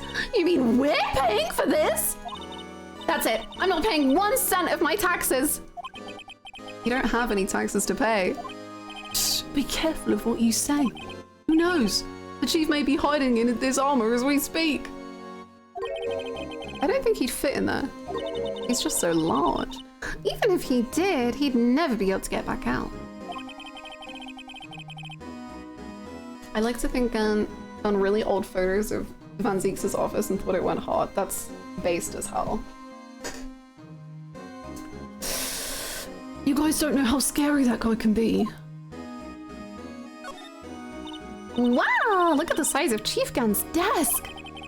Speaking of that, when we were here earlier... Oh, it's you two. Chief Gunn! He put that paper he was reading in his desk. Oh, wasn't this the evidence list?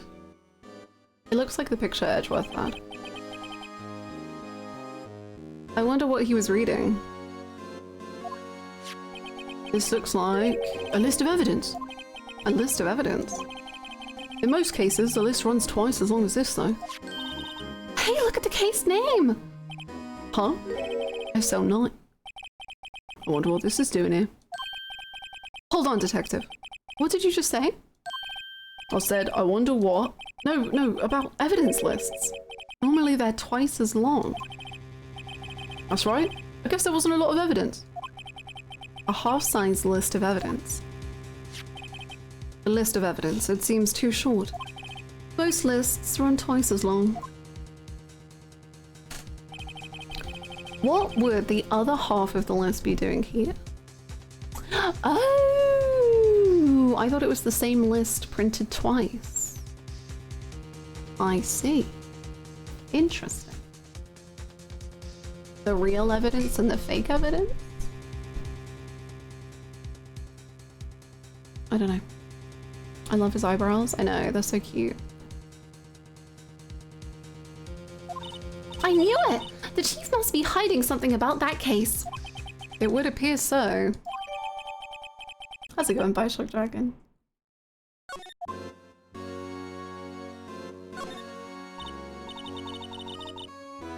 Wow! We found this inside the drawer. A list of evidence. Mr. Edgeworth had the other half of that list. What would this list be doing here? Okay, let's look at the list. This is so much evidence, oh my god! Oh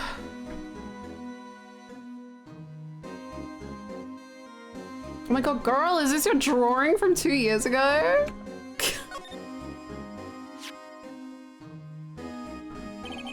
I wonder what this is. It looks like someone drew some kind of sketch here. What is it? Did you find something? Can't make it out. I better keep quiet about it for now. Why? Huh? Oh, no, it's nothing. Why are your eyes moving about like that, Mr. Wright? I better not forget about this picture. Okay. Sure.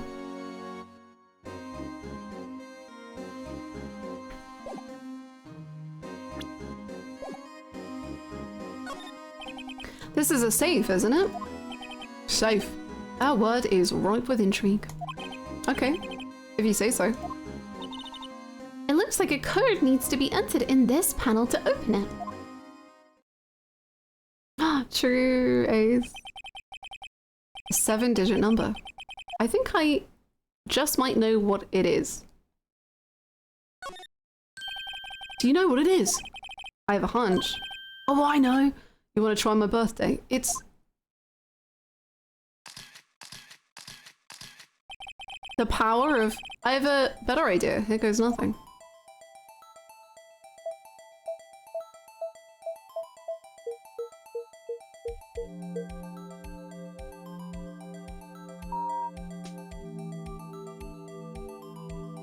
Is that advisable? Bingo. What number did you enter? Whose birthday was that, pal? 777777777. The final ID card number on that record. What? The number of the mysterious executive officer who entered the room that day. You mean 777777777? That ID number? I think you're 1-7 shy this time.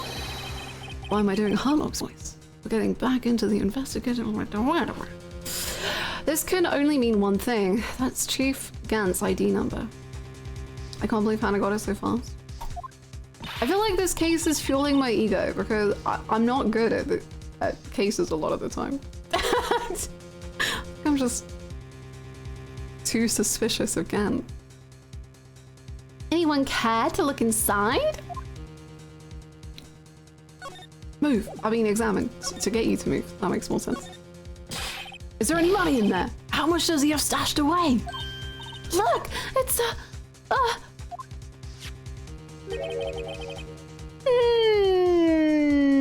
that's so interesting. A shard from a broken cup. This somehow looks familiar. Where have I seen this before? The Great Attorney did train me. There's something else in here too. A sword. What's this? It looks like a piece of leather cloth. This is a handprint, isn't it? Hey, I saw someone wearing a shirt like that once. You think the chief made up the design? I don't know, he's got Australian? I don't think so. Oh, well, it was just a thought. Is that it? This is all that was in the safe? Apparently so. It's empty now.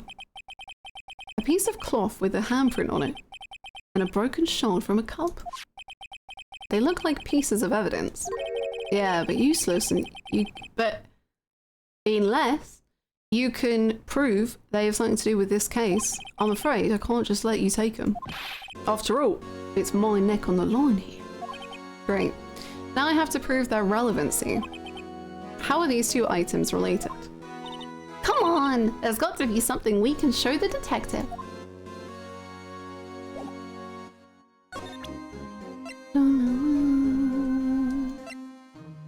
It's like being in Radigan. Detective Gumshoe, could you have another look at this jar? I remember when the three of us put that back together. Ugh, those were the days. It's kind of early to be nostalgic. Wasn't this jar a piece of evidence from that case? That's right.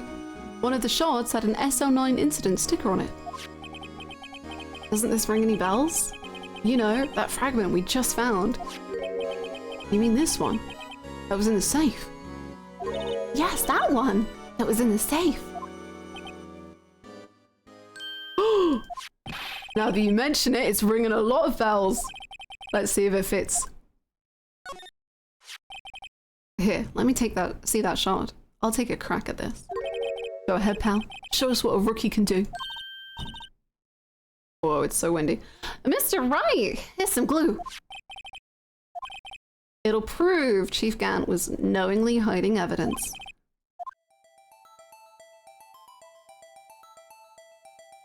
How do you do this again?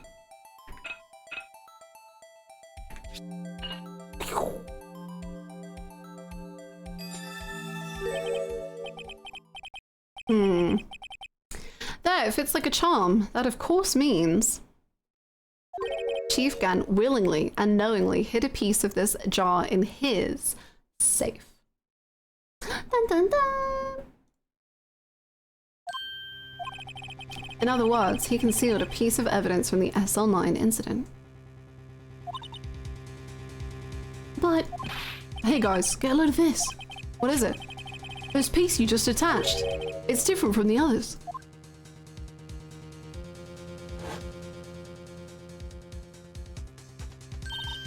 There's a reddish line on it. A reddish line. That's blood. I don't get it. Why would Chief Gant hide this in his safe?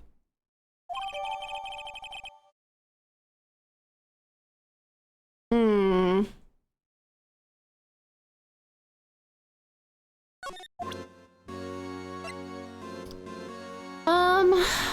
The piece of material, I don't think I know what that could be. Maybe it could be from his outfit? But I feel like we could also fingerprint it to connect it somehow. Oh no, but that is, do you want to take some fingerprints? That's a great idea, detective! Alright, go to town, sheesh. What are you doing? Why are you sticking out your hand like that? Go ahead, take more fingerprints. It's not your fingerprints we want to take. Come on, this isn't the time for jokes. We're talking about... Oh, the cloth. Gumshoe. Oh, I knew that. The one with the handprint on it, right? Geez, where's your sense of humour? Okay, Mr. Wright, let's check for prints. Sprinkle the powder on the cloth, then once they've been absorbed into the prints, blow the rest away. What are you, my mom? Okay. Alright, let's get this over with.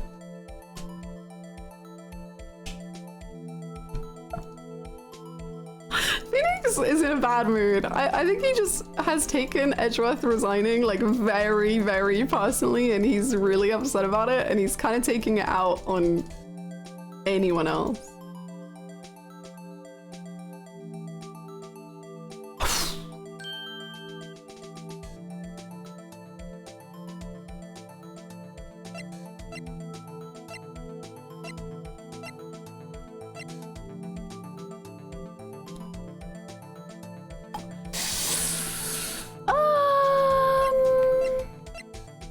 Emma?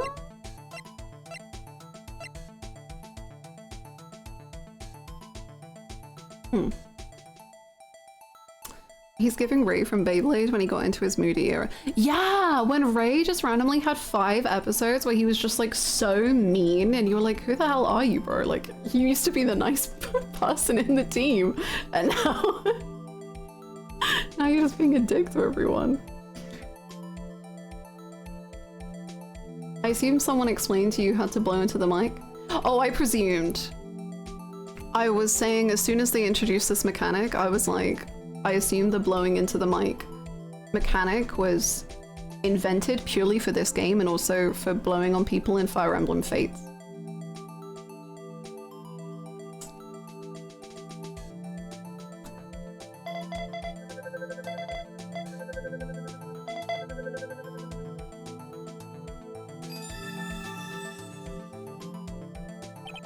No. How can this be? What are Emma's fingerprints doing here? Oh my god, the mic was so difficult when you were trying to teach the Nintendox tricks. Or maybe I was just bad at it. But oh my god, you would say it again and again and again and they would just be like...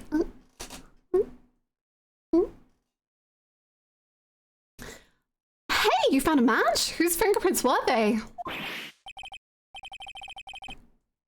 No way, really? Wait, shouting objection is fun. That's really good. Huh? It seems the prints are too old. Why are we lying so much to Emma now? I think she would rather know the truth. They aren't clear enough to get a match.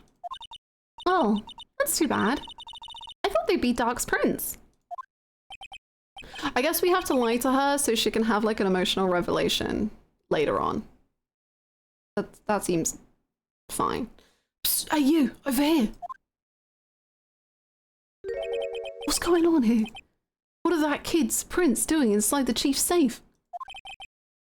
Don't ask me. Let's just keep this information from Emma for now. Here, maybe you should hold on to this.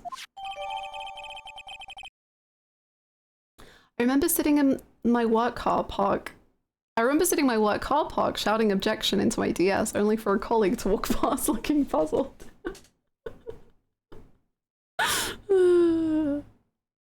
Sorry, coworker. This is my second job. I work as a lawyer. It's okay to lie to your friends if it's for narrative purposes. Okay, good. Good.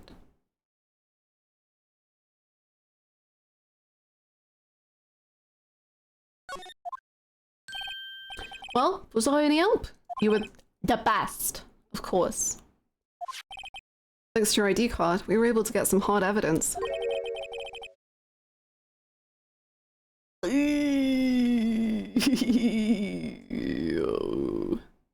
No, that's not very kind, is it? In other words, if it wasn't for his ID card, he would have been useless. Isn't that right, you in the coat? Please don't slap Gan. Chief Gan. We didn't think you'd be back so soon. Fortunately, I'm a man who believes in signs. As I was walking to my meeting, I happened to look out a window and saw a stray dog run right into a pole. Just then, I thought of a certain detective. Do you mean me, sir? Now then, I'm afraid I'm going to have to ask you all to leave. Yes, sir. Sorry. Oh, you in the coat. Me, sir. Drop off your ID on the way out. You won't be needing it anymore. But, sir. Ooh! Now get out. Yes, sir. We'll be on our way too then. Wait, you the one without the spiky hair. Don't go yet. Misa! I'd like a word with you. Why didn't we close the safe? Why? You with the spiky hair, you're free to go. I think I'll stay. Mr. Wright! I think I'll stay. I think I'll stay. Phoenix. Well, Phoenix, remember when you said you were the guardian to this 16-year-old? I don't think we should just have abandoned her and been like, yeah, that's all good. Don't worry about it. Look, pal, if I've told you once, I've told you 1,000 times. The chief's office is off limits. But no, you just had to go sneaking in there like that, didn't you? I know, like at least wait in the hallway. Crazy. Especially when he knows that Gant has all this evidence on Emma. And he's just like, eh, I'll go.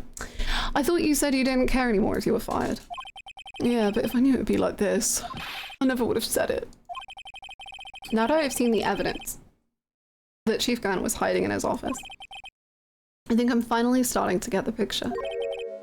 But why is she kept eerily silent about it all this time? Anyway, you listening to me?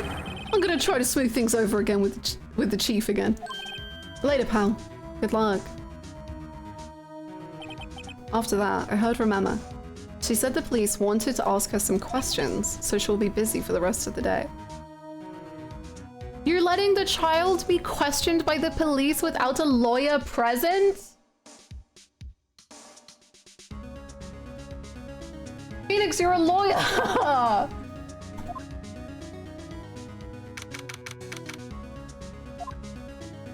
Hey Lana, they got Emma. If only we knew a lawyer. I see. So the chief asked Emma to come in for questioning. It's no use thinking about it. Tomorrow's the final day in court. I'm committed to doing everything I can to defend you, which is why I'm here. But I've already told you all I can. What you've told me over these past couple of days is absolutely nothing. Not a single useful thing. Really. I believe I did mention something quite important. She literally got us the case files, but okay. Something I told you right at the beginning. I said that I was the one who stabbed Detective Goodman. You know, I think I've finally figured it out. I know who it is that's lurking behind your words. Mio did a good job mentoring you. I'm rather jealous. It seems Edgeworth was right. Edgeworth? Once you're convinced you know something, no one can persuade you otherwise. Thick-headed is the term he used, I believe. Now's my chance to get her to tell me the rest of the story. I have to admit, I was more than a little perplexed at first. You insisted you did it, yet there was no incriminating evidence. But he did mention me, that's the most important thing. That's when it hit me. It's not that you're unwilling to tell the truth, it's that you're incapable of doing so because of a certain individual. What an intriguing notion. A certain individual, you say? So you think I'm protecting this person? Protecting? No, I think afraid of is more like it. If I'm not mistaken, the person in question may have persuaded you to silence. For argument's sake, Mr. Wright, who may I ask is this person you're speaking of? The one I am supposedly so frightened of. What is this person's name? Emma Sky. Figured it out. Yeah, I caught it yesterday. Stream's been great, thank you. I hope you're doing well too. The person whom you fear is this. To be honest, there's someone a bit scarier. Who could that be? Why, you, of course. Me? Yes, you seriously believe what you're saying, don't you? Now that's scary. You seem to have the makings of a criminal in you. What with all your fallacious accusations? Care to spend tonight in the cell next to mine? Wow, I thought she was going to say in my cell, and I was like, what the hell? If you ask me, you're the scary one.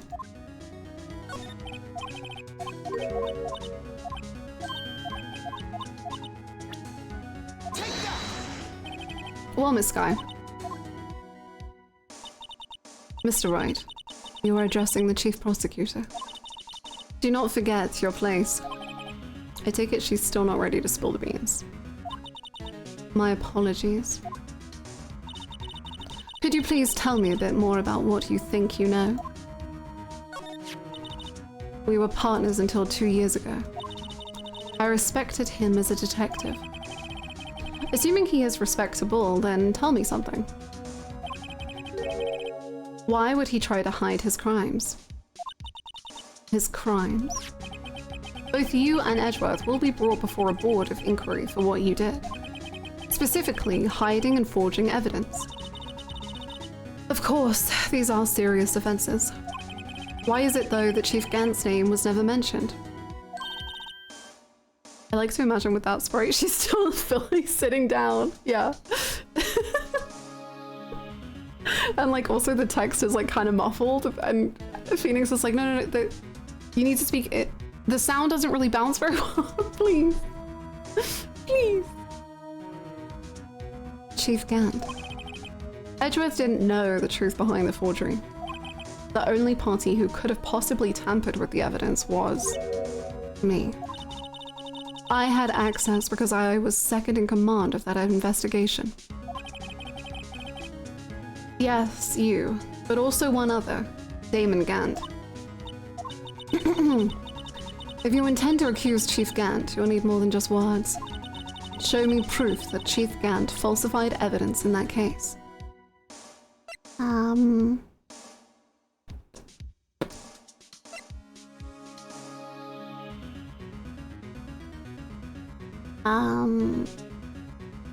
Was I ever given the tip of the knife? I don't think I was. That would be kind of ideal.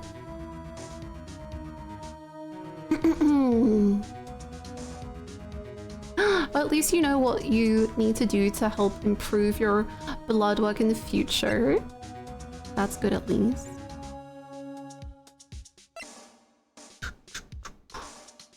I don't know, I guess this? Or this? Oh wait, this probably. I just found this in a safe in the chief's office. this jar piece and this piece of cloth.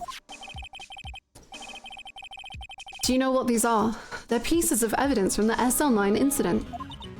Aye. The person concealing evidence was none other than Chief Gunn himself. Now tell me, why are you taking all the blame for him? Touché, Mr. Wright. It's as you surmised. I cannot disobey the Chief's orders. Even if it means being found guilty for murder. Why not? Come now, Mr. Wright. You can't possibly expect me to be able to tell you that. 3 days ago, I had no choice but to cooperate. In the murder of Detective Goodman. Or perhaps I should say, follow orders. Yes, that's more accurate than cooperate. Although I can't tell you the details, I can say that I was given an order that day. I need you to dispose of Bruce Goodman's body. You'll find it inside the trunk of Miles Edgeworth.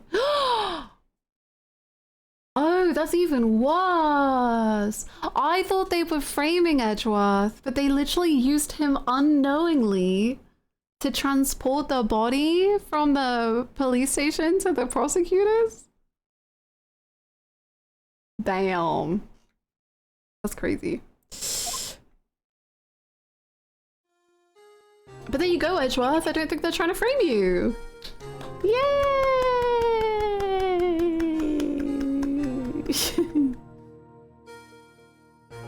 Just as I suspected.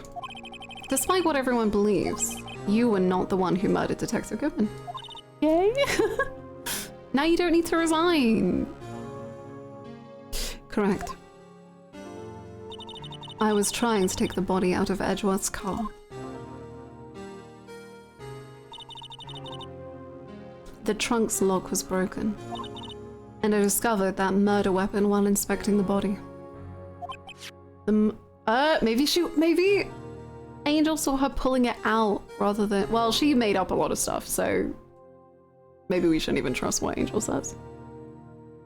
How you doing, Anarchic? The murder weapon? You mean Edgeworth's knife? No. When I found the body, this was the knife stuck in it. A knife in the SL9 incident. I couldn't just leave that knife in him. So I took it out and stabbed him with another knife. Oh no, she did stab him. Okay. Wait, but there was only one wound? She did it that good? Wow. Good job, girl. That would be Edgeworth's knife. That's right. Because it was in the toolbox. Because he has knives in his toolbox. I don't know why. Even though he was already dead, my hands were shaking at the thought of stabbing him. That's why I ended up cutting my hand. And that is the reason for the bandage on your right hand. Yes. It seems that I got blood on the victim's shoes as well. And then she saw me just as I plunged the knife in.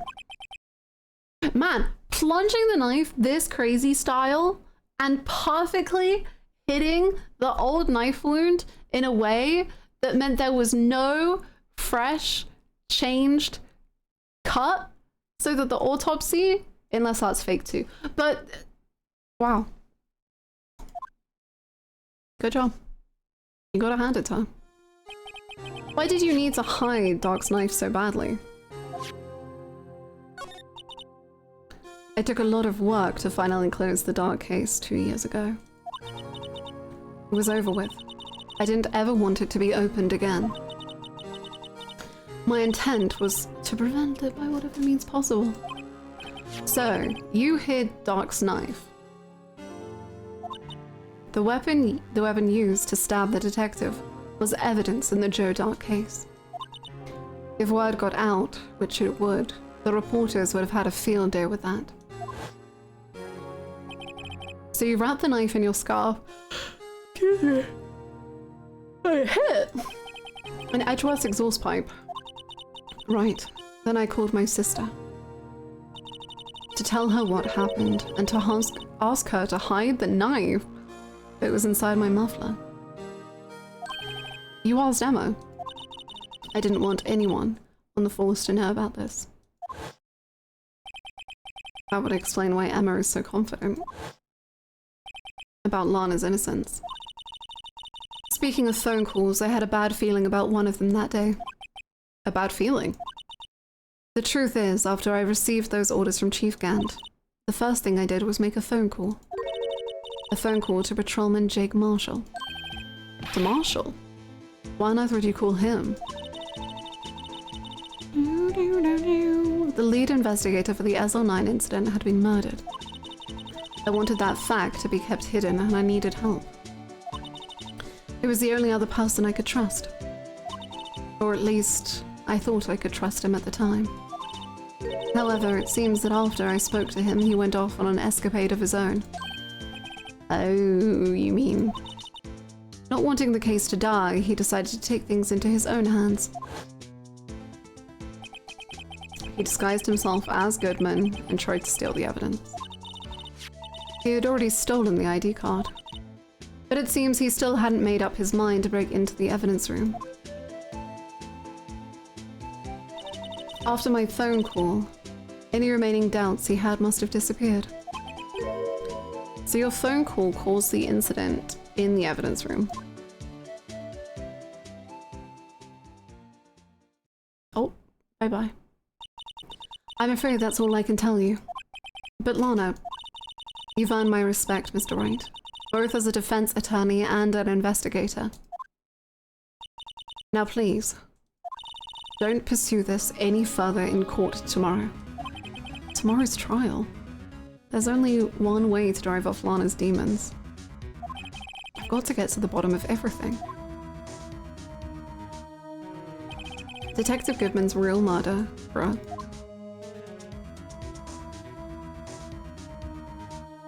And what went down in Chief's office 2 years ago. Ooh.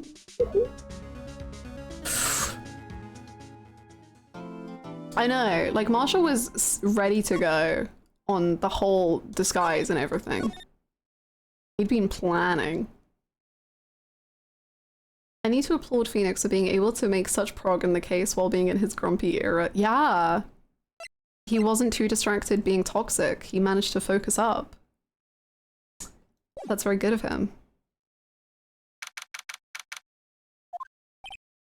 This is the defendant lobby, all right, but there's no defendant. I've been trying to reach Lana all morning. Where could she be? And where's Emma, for that matter? It almost seems as if something's been happening behind the scenes. Maybe it's Gant?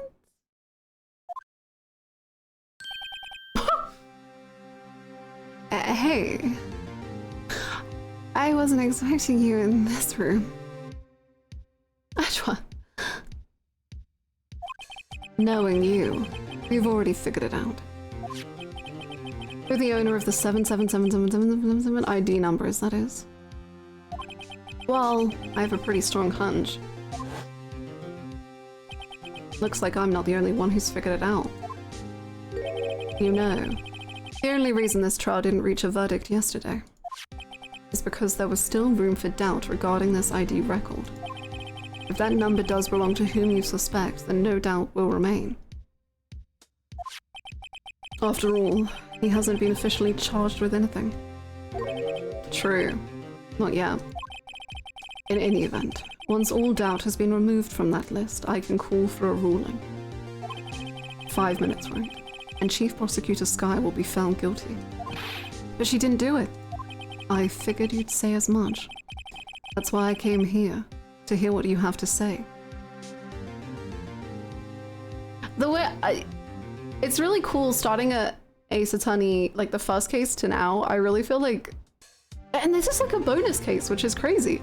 Because I feel like you could never have expected Edgeworth to be willing to do all of this from the first case.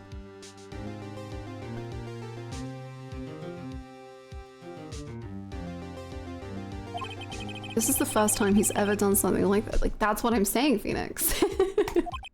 Sean is hiding something. And the only way we'll ever know the truth is to draw it out of her.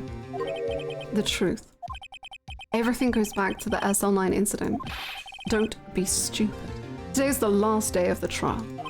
We don't have time to reminisce about the past.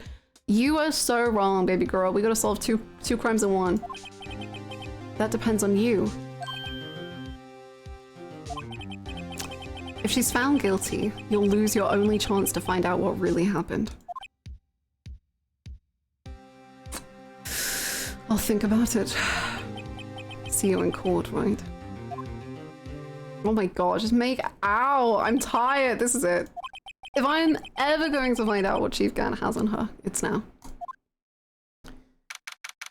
Ugh.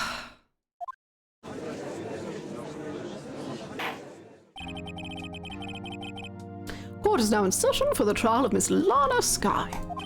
The defense is ready, Your Honor. The prosecution is ready, Your Honor. Normally, this is when the prosecution puts forth its opening statement. Question mark? But then before that, the police chief has a proposal to make. A proposal? No. To who? Sue. Sue. Thank you so much, Kishin, for the 38 months. Welcome back.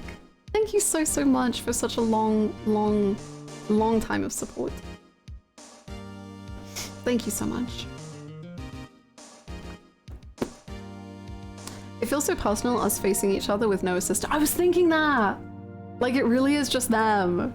It feels so intense. So intimate. Chief Gant. Oh, hello! What kind of proposal are you making? Morning, folks. How's everyone doing? Hey, Audrey, been back to the pool yet? No, I've been drowning enough as it is in my work.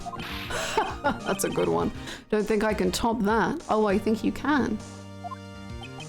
If you don't mind me asking, Chief, exactly what is this proposal of yours? No. Lana, that is to say the defendant, has asked me if she could speak directly to the court. She wants to do what? Having heard what she intends to say, I feel she should be granted her request. Okay, Phoenix, are the alarm bells ringing? Because remember that we left Emma alone with this man and then didn't see her after that, and then we went to Lana and now Lana hasn't shown up. And we know that she's being pressured and she's scared. And now Gant is saying this. Like, are we putting some pieces together in a concerningly shaped puzzle? In the end, it should save everyone a lot of time and trouble. No, don't allow this. No, just start screaming. Ah! No one can hear her. What's this all about, defendant? I'd just like to make one simple request and I'll be finished. Well then, what's your request? Your Honor, I'd like you to put an immediate end to this trial. Huh? I confess to all charges against me. On February 21st of this year, I murdered Detective Bruce Goodman in the underground parking lot of the prosecutor's office. No, Lana! No! Objection! Yes, object. Hell yeah. You can't. Your Honor, the defendant's claim does not change the defense's plea. In that case, Mr. Wright. No, don't fire me as your lawyer! Please! I no longer require your services. But Lana! Your Honor, I hereby forfeit my right to an attorney. The prosecution may lack direct evidence against me, but it has sufficiently proven its case through testimony and circumstantial evidence. I would like you to render your verdict now if you— Can you speak into the microphone? We can't hear you. Well, the defendant certainly has the right to self-representation. Our request is legally valid, although it is an unprecedented situation. Indeed, it appears there's no further need to continue this trial, even if Mr. Wright may feel otherwise. This can't be happening. It appears the time for the verdict has arrived. This court finds the defendant. Objection! judge being like, what? The defendant is? Just giving them just enough time. One moment, Your Honor. Mr. Edgeworth, I could never have seen this coming. The prosecution has not yet proven the defendant guilty beyond reasonable doubt. Any ruling at this stage would certainly be premature. Come now, Worthy. I understand this is a difficult time for you, but why don't you just be a good little boy and keep your mouth shut, hmm? I'm a bad boy, says Edgeworth. I don't think I care for your tone, Chief Gant. What? Oh my god, he's standing up against him! It's creating another fabrication to cover up your past mistakes. Sorry, but I'm no longer the naive little boy you would have me be. Oh my god, Phoenix is like ready to freaking pounce on Edgeworth. With this sudden confession from the defendant. It's obvious to me that some kind of deal was struck behind the scenes. Some kind of deal, hmm? Not everyone operates as you do, Worthy. I thought so. Your Honor, the prosecution would like to change its first witness. Oh, to whom? As its first witness, the prosecution would like to call Miss Emma Skye. I request the court hears her testimony. Mr. Edgeworth, I am exercising my right to self-representation. I don't think we need to I don't care what you think, Miss Skye. The exposure of truth sometimes results in tragedy. However, no matter how tragic the truth may be, it would be an even greater tragedy to avert one's eyes from it. Damn, this case is popping the hell off. Very well, the court shall grant the prosecution's request. That's okay with you, right, Chief Gant? Worthy, you'll live to regret this. Mark my words. Miss Emma Skye, please take the stand. Looks like Edgeworth is so freaking hot. Has decided to take the horse by the reins. You're gonna do amazing, sweetie! Now then, witness. And I'm the horse. Please state your name and occupation. Judge, are you hearing this? What is clearly a threat? It's just Chief Gant. He's always like that. He teases people. My name is Emma. Emma Skye. My occupation? I'm Lana's little sister, and I want to be a scientific investigator. Oh. 2 years ago, you encountered the serial killer Joe Dark of the Joe Dark killings. Is this correct? Yes. I'm trying my hardest to forget about that, though. I'm sorry, but I'm afraid I'm going to have to ask you to recall those events one more time.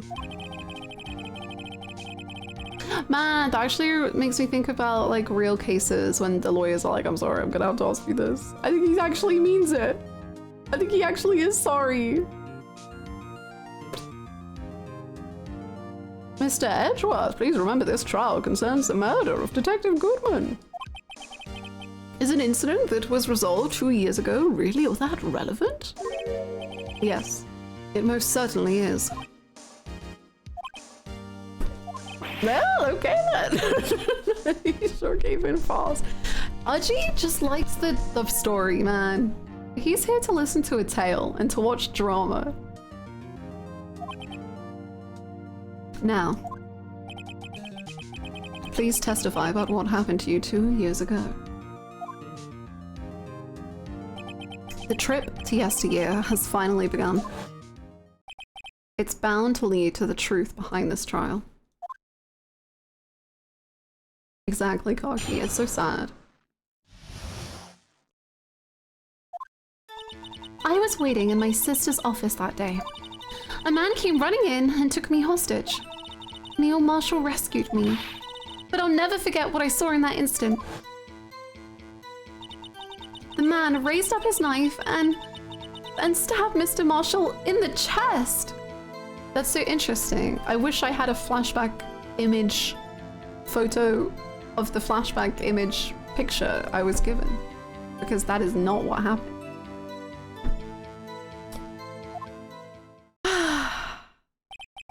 It's a good thing you weren't harmed. I passed out. I don't remember much. See, Lord. That's understandable. However, please tell me, Mr. Edgeworth, what does this testimony have to do with Detective Goodman's murder? That will soon become apparent, Your Honor. Oh my god. No, Phoenix! You don't got to admire him for his courage considering he has no evidence. He's, well, okay, I guess you can. But he's passing it over to you. He's laying you up for the dunk. It's on you, baby. Very well. The defense may begin its cross-examination.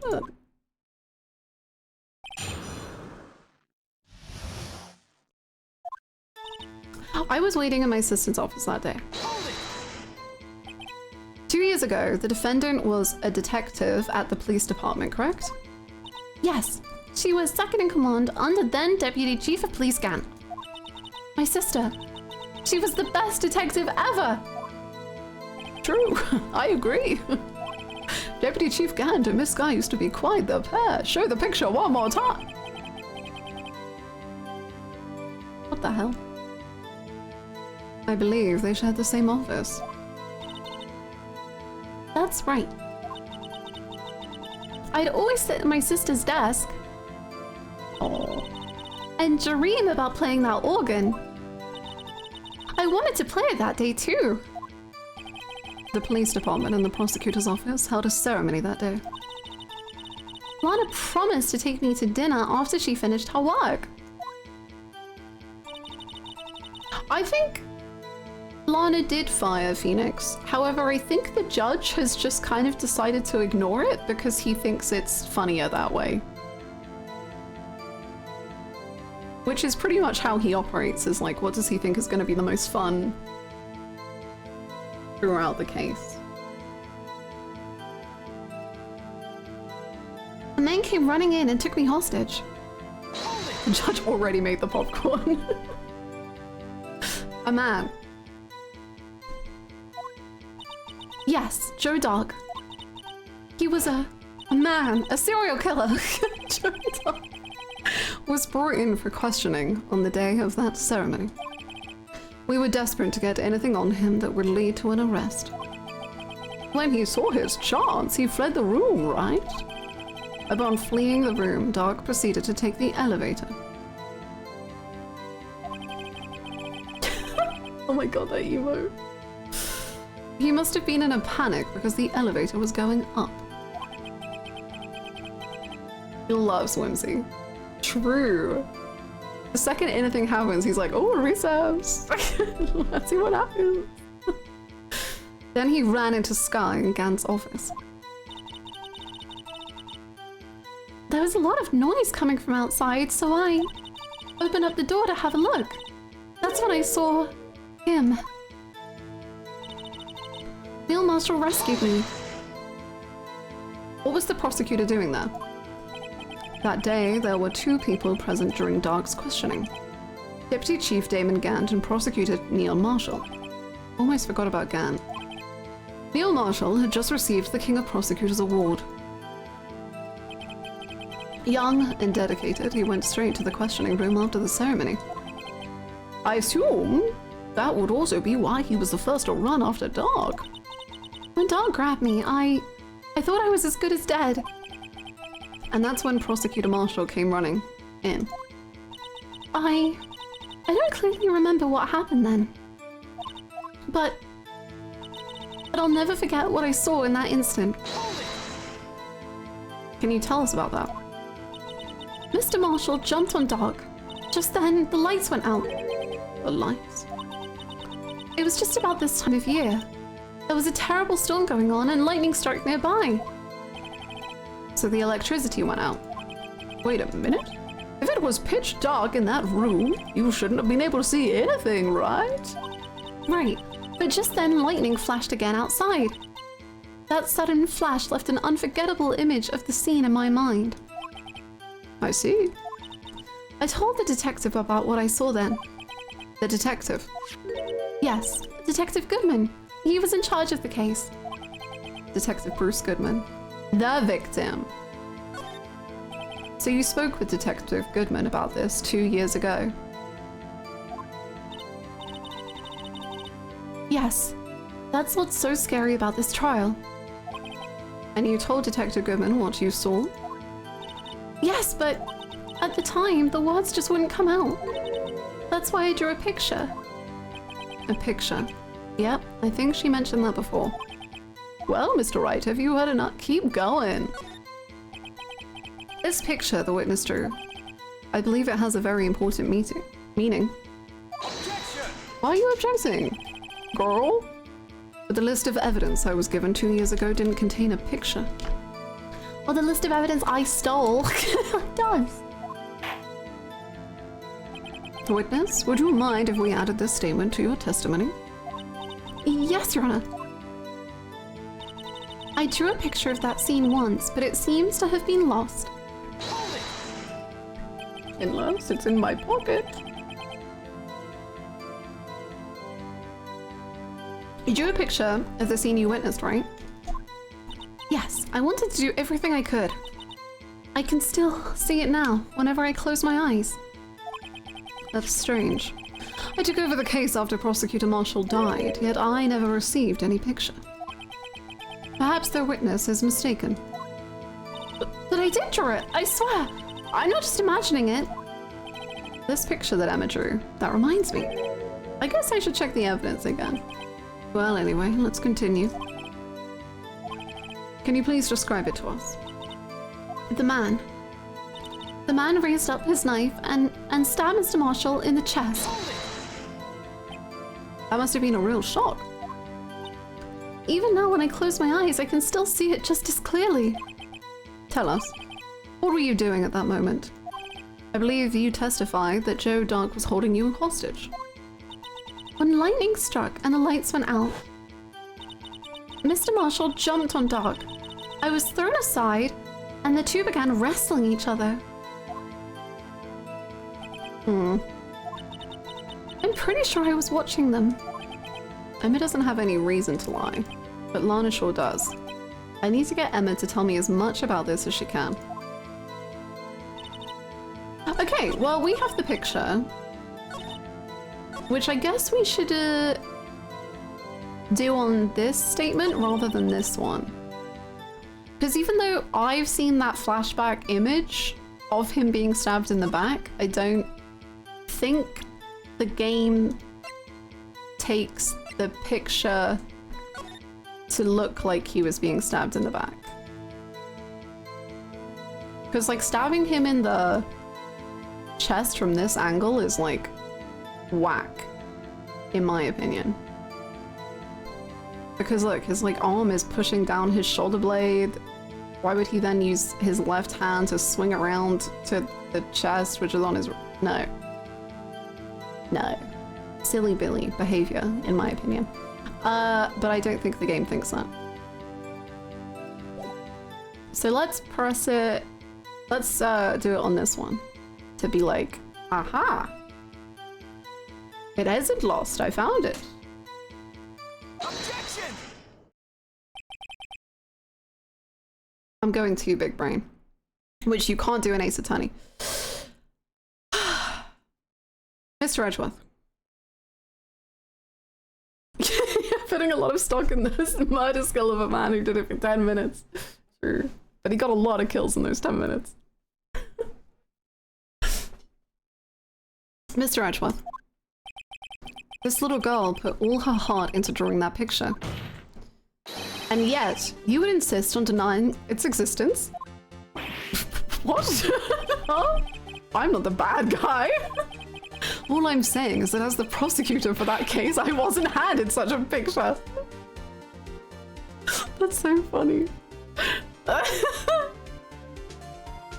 I Edgeworth is just like, what the hell? I didn't say that. I just didn't. What? That may well be. But that doesn't mean it doesn't exist. Behold. This is the evidence list for the SL9 incident. Please turn it over, Your Honor.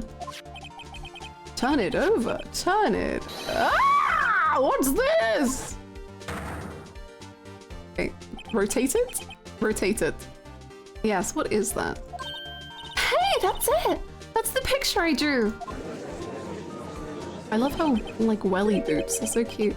Indeed, two men appear to be wrestling here. Objection! What's the meaning of this? What are you doing with that list? Me? Only the prosecutor in charge should have access to that list. Huh?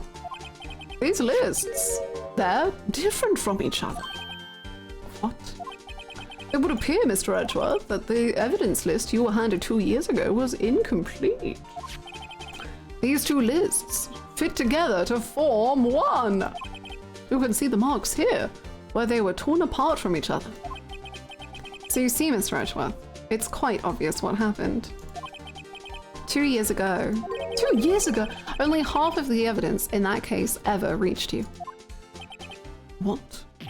What?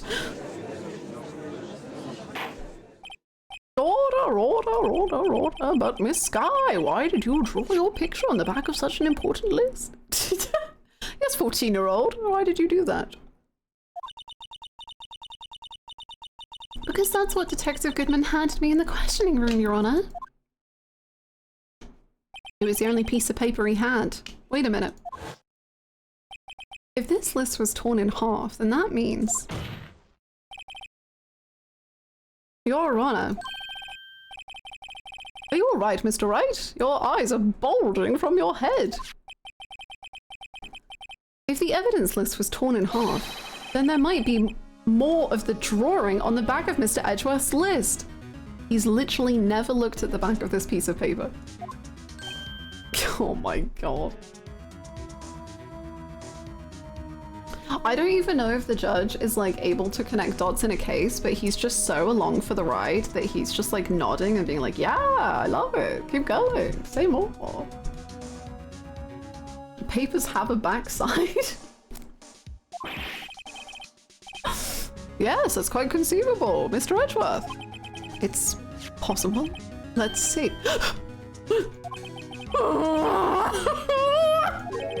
Was something wrong? Do you even have to ask? Sorry, Your Honor. There is indeed something drawn on the back of my list. Where's that thing?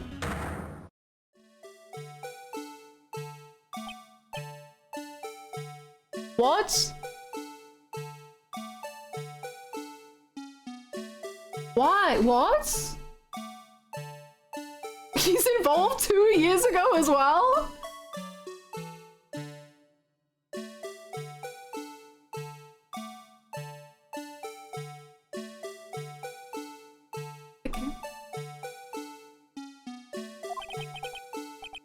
That's that thing. That thing that was dozing in the evidence room. Clearly, this act of vandalism is the work of a certain chief of detectives. I guess he was out of scrap paper.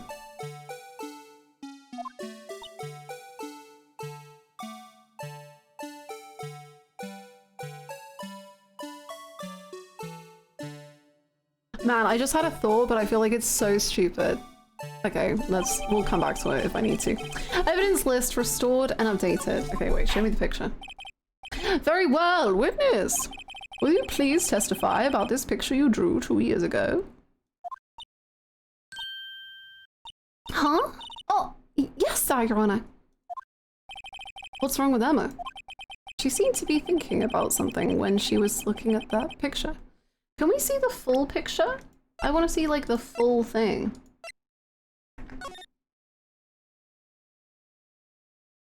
Okay, no, it doesn't make sense.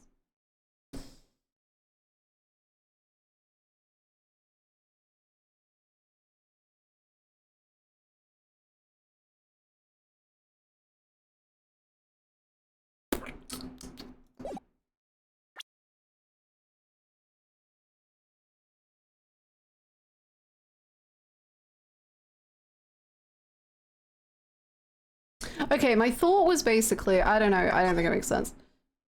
No, it doesn't.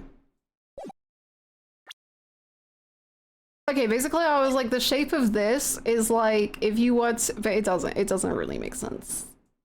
I was like this, I thought it was shorter, but it's kind of too long for it to work. But I was like, the shape of it, if it was used as the weapon, I don't know. But then I don't know when the blue badger, I thought the blue badger was only just invented. I don't know. She seemed to be thinking about something when she was looking at the picture. The blue badger symbol is drawn above them, like the optometrist in The Great Gatsby.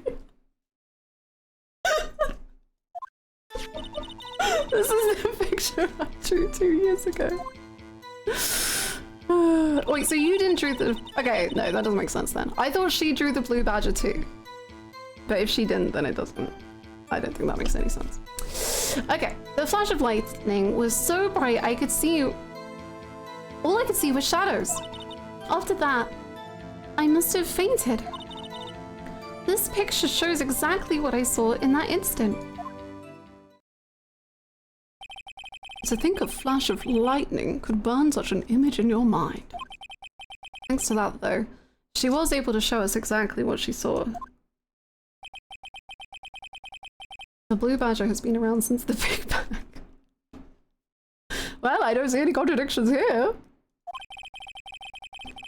This clearly shows Joe Dark about to murder prosecutor Neil Marshall.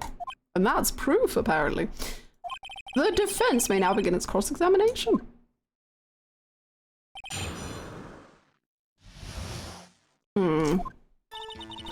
This is the picture I drew 2 years ago. Did you draw this picture right after the incident? I think I drew it 2 or 3 days later.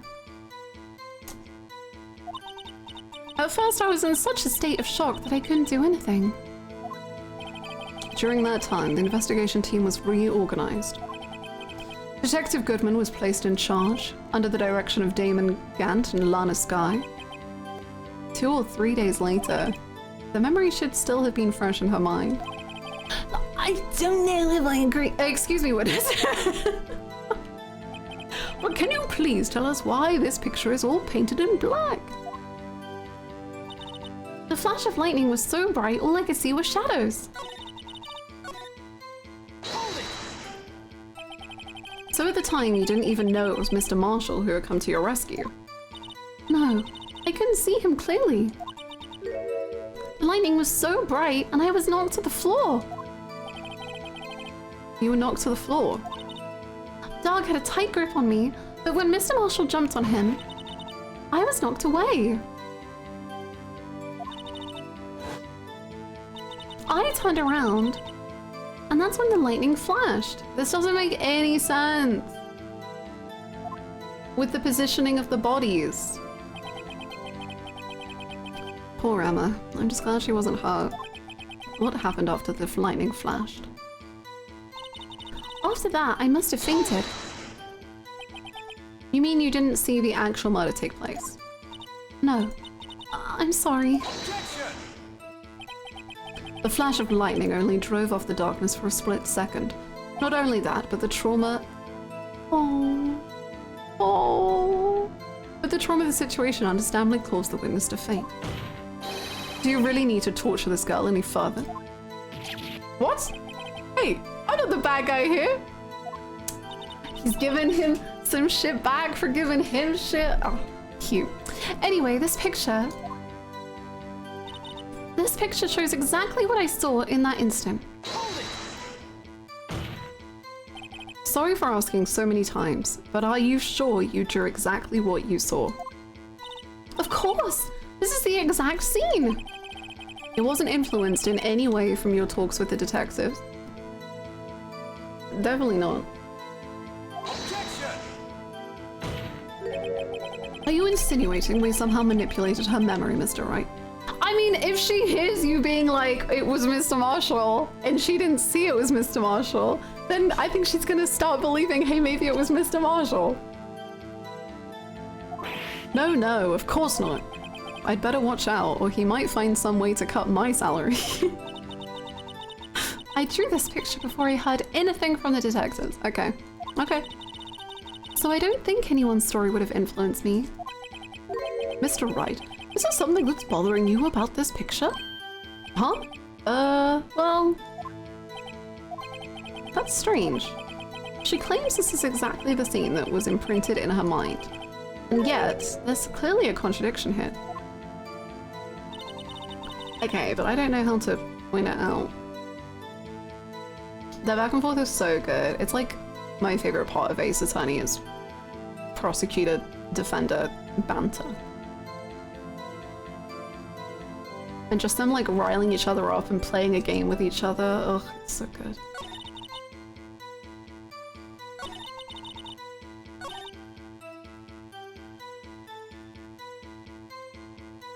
Okay, what have we got?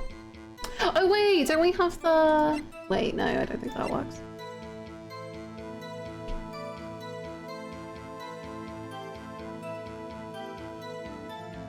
Well, this says stabbed in the back, and she said stabbed... Well, earlier she said stabbed in the chest.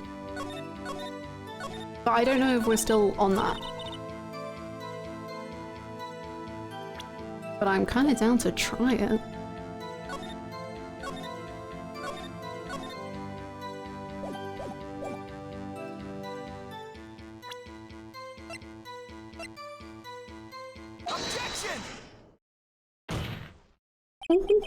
I hate to be the bearer of bad news. But this picture the witness drew, it's bad. What? But I still remember it just like it was yesterday.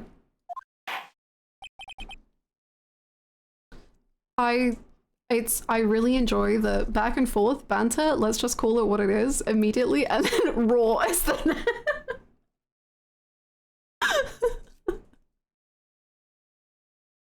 Mr. Wright. Perhaps it would be faster if you simply pointed out this contradiction for us. What part of this picture contradicts the autopsy?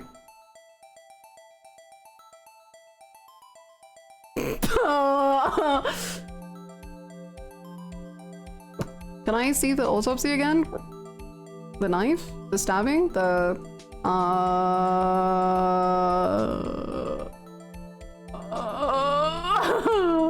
I can say it with words, I can't say it with a picture.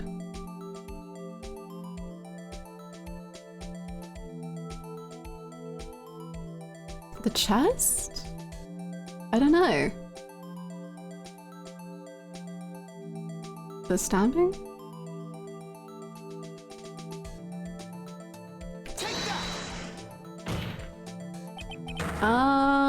Oh my god, start again, honey. This is embarrassing. That's because the drawing stinks? Mr. Wright, how could you? The act of making an innocent girl cry should warrant the death penalty.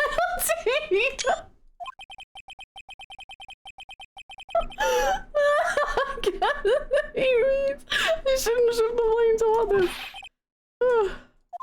I better take a little look. Oh my god, that was really good. Wow, okay. Cause of death, single stab wound piercing, heart, lung. Died from blood loss in under 10 minutes. Weapon found was missing tip. Maybe it's that. Maybe I need to do the weapon. Make a girl cry? That ain't gonna fly. Perhaps it'd be faster if you simply pointed out. Okay, let's go with the weapon? I don't really have a clue, man. The contradiction, of course, lies here. Take a look at the knife the man is holding. If you look closely, you can see its tip is broken. First try, every time. Even I don't have to look closely to see that, Mr. Wright. But Mr. Wright, look at the evidence. Girl, you're in the witness stand. Please let me cook. See the murder weapon? Its tip is broken too. If I recall, the tip of the knife was found broken off in the victim's body. It was a conclusive piece of evidence that proved Joe Dog was the murderer. I'm afraid it's not so simple, Emma. Objection! And where, pray tell, could you possibly see a problem? It's obvious, really. The victim suffered a single stab wound to the back. If the victim was only stabbed once, then the murder weapon should not yet be broken. No! What's the meaning of this? Perhaps the knife was broken beforehand. Objection! Then how would the tip of the blade be in the body? That's not possible. The tip of the knife was found inside the victim's body. If it was broken beforehand, it couldn't possibly wind up there. That's right, but what does that mean? The tip of the knife was undeniably discovered within the victim's body. Honey, you know there was fake evidence. Baby girl, you're resigning because of the fake evidence. You are fully aware that you had a part within the fake evidence, even if you weren't knowing then. The only possible explanation is the witness's memory is mistaken. Objection! That's why I asked her so many times if she was sure she remembered correctly. I believe you were annoyed at the time.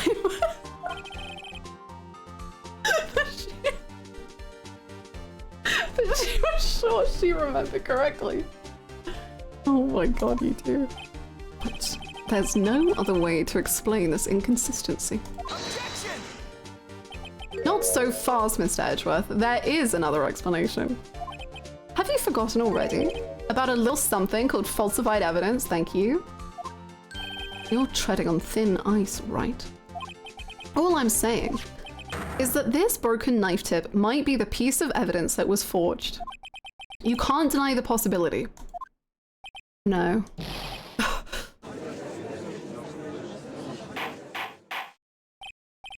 Order. Are you saying the investigation really was corrupted? Your Honor, please allow me to once again go over the events that took place the day of the murder. The police department and the prosecutor's office were holding a ceremony that day.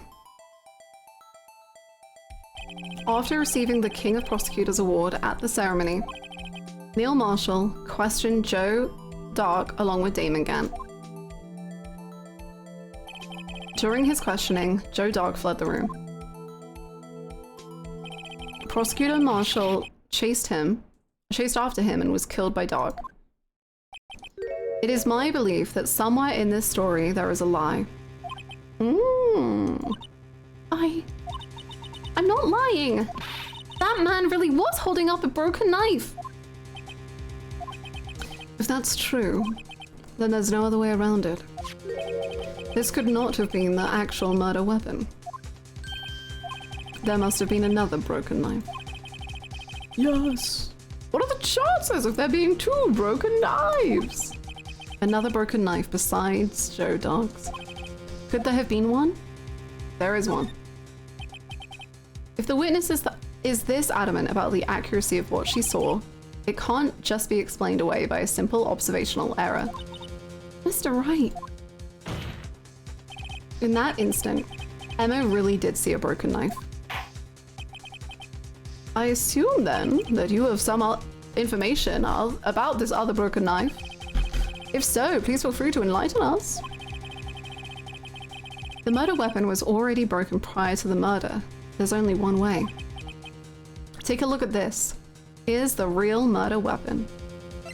Am I showing the picture? I assume so. The answer lies in the past. 2 years in the past. Right here inside this picture. This is a picture of the awards What is it, Mr. Edgeworth?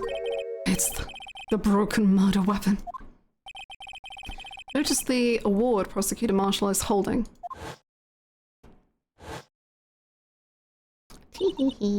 That's a broken knife.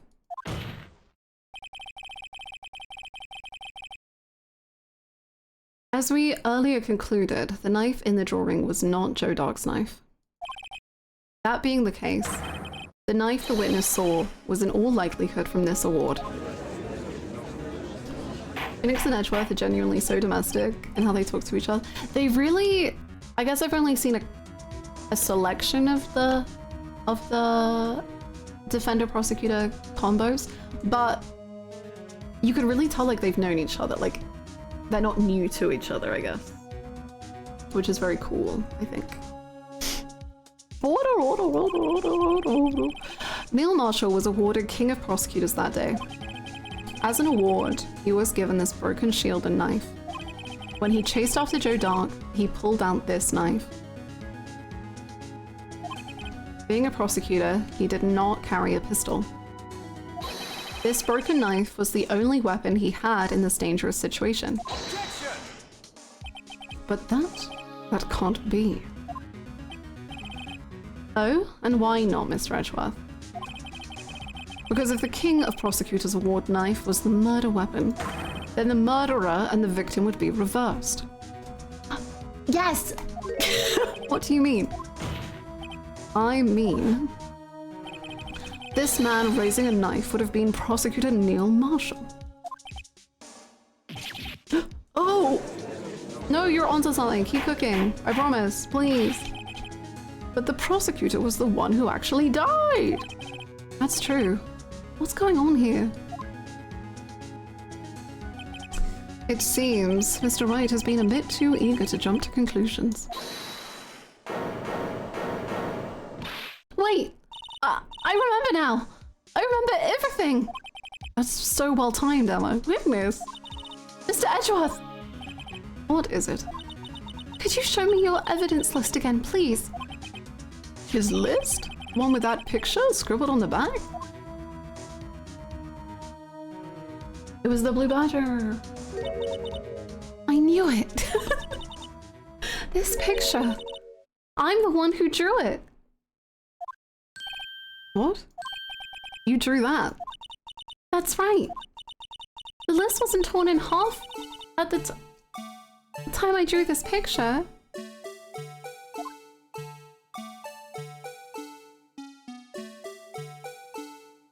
So is this meant to be the window, Emma?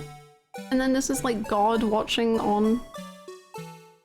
All this time I've been All this time I've been trying so hard to forget.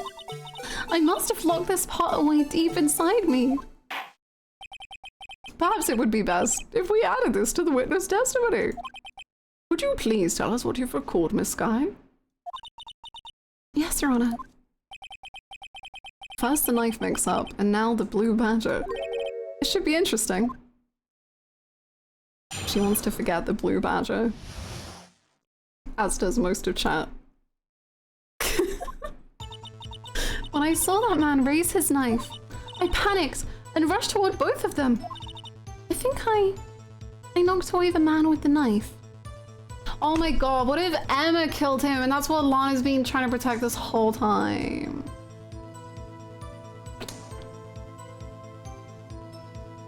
No, maybe that's too much. I don't know. I don't know, but Lana had this a reason.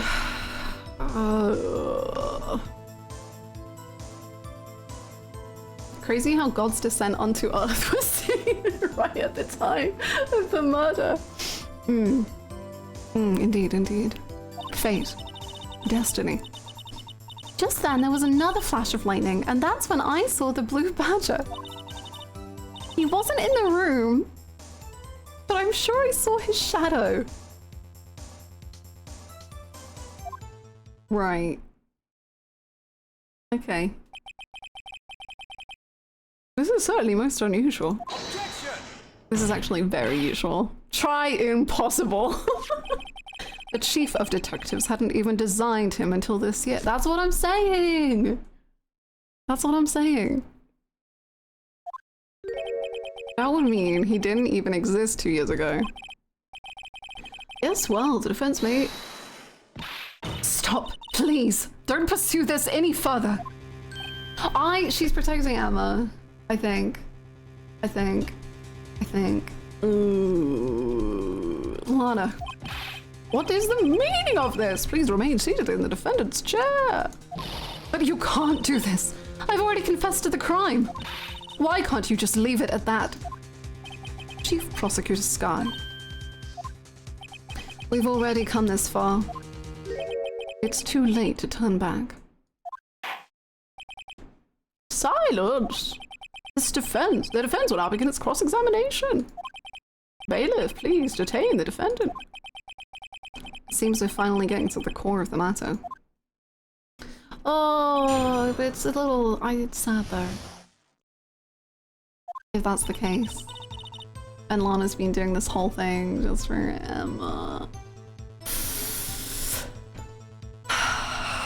When I saw that man raise his knife...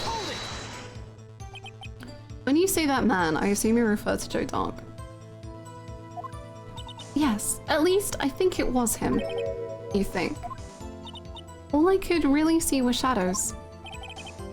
The power outage that immediately preceded the incident is also documented in the prosecutor's office reports.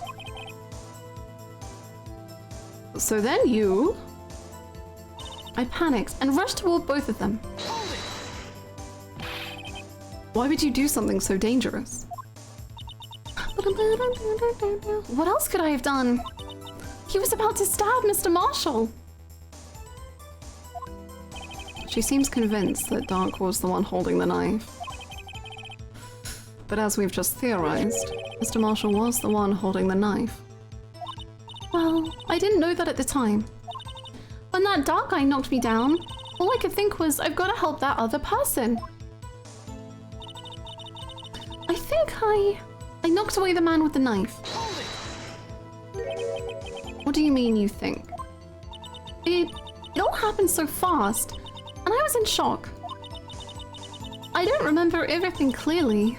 What I did, it's all kind of a blur. This guy was almost killed before she was witness to a murder about to take place. With so much happening in a matter of seconds, a little disorientation is only natural. I saw the man about to stab the other person who I thought was Mr. Marshall. I knew I had to stop the man with the knife. What you did was very brave, young girl. So, then what happened next? Just then, there was another flash of lightning, and that's when I saw the blue badger. Are you sure about this? Of course, see! I even drew a picture of him here. But it was the chief of detectives who thought up this hideous beast. Strike that from the record right now. I refuse to let the chief of detectives find out that these words were said by you, Edra.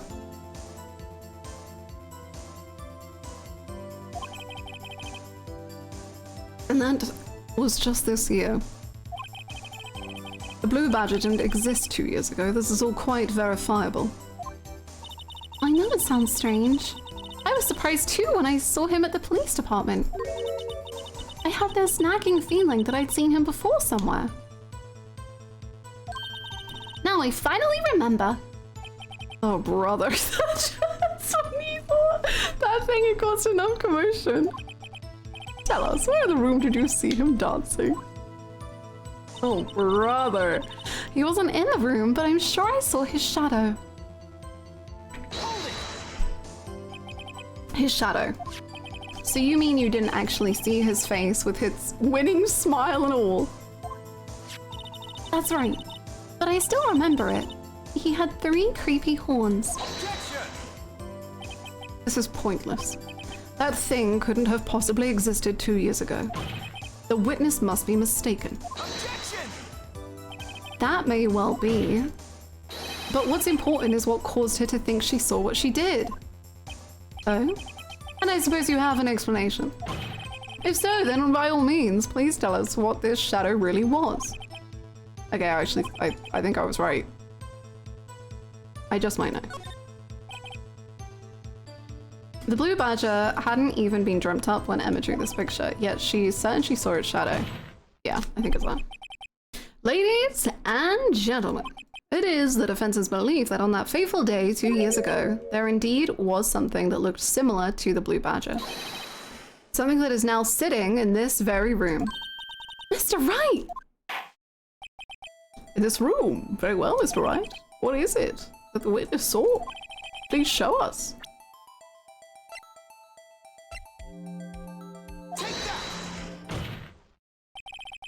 The mysterious blue badger was in fact this.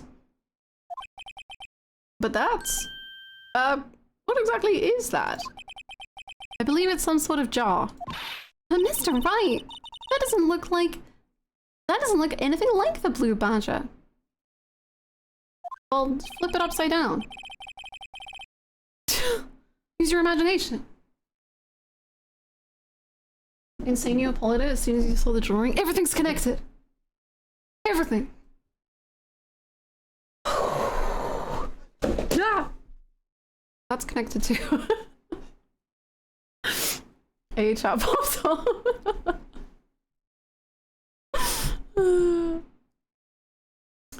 I'm honored. As it stands now, it's just a plain jar. However, what if we were to change our viewpoint? Our viewpoint.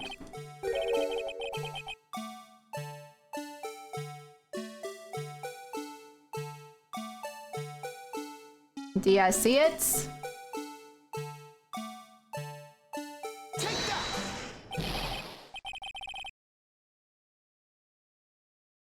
You don't see it?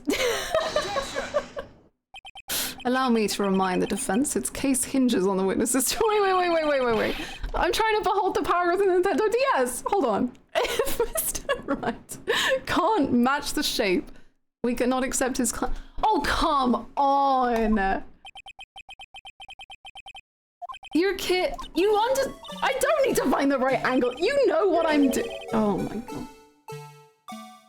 I do not need to find the right angle. You 100% know what I'm saying. Oh my god, this is so unwieldy. Okay. HNBM.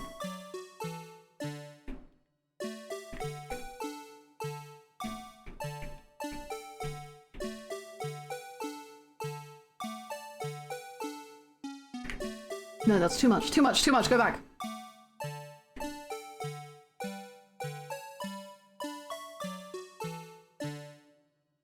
I don't think that's right. I think they're gonna get mad. No, that's too far down. I don't like that. That could do it.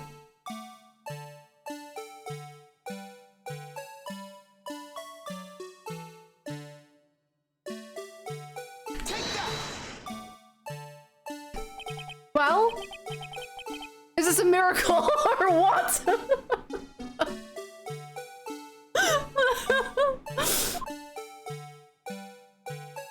It's a miracle! No one can possibly deny this just result.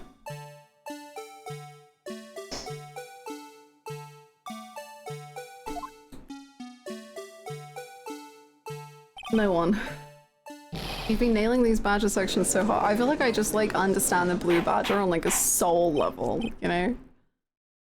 Order! The defense has proven its claim. That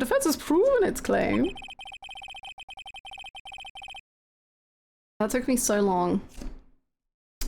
It's because I played Great Ace Attorney first, you know, like I understood the power of the Nintendo DS in ways that you couldn't. But if you played this first. The mysterious blue badger witnessed on the day of the crime was actually this. Objection! Although we all enjoyed Mr. Wright's dramatic performance, one question remains. What's your point? I don't know. What do you mean? So that badger thing was actually just a jar. Well, I think we're gonna say that it caused that it broke. It got knocked. I think that's what we're doing. And that it got involved in the situation. Maybe it stabbed someone. Who's to say? That doesn't change anything. Objection! I'm afraid that's where... No, that's not your voice. I'm afraid that's where you're wrong, Mr. Edgeworth. You see, this changes everything. Indeed. Very well then. Please tell us. What's different now that we know this witness saw the jar?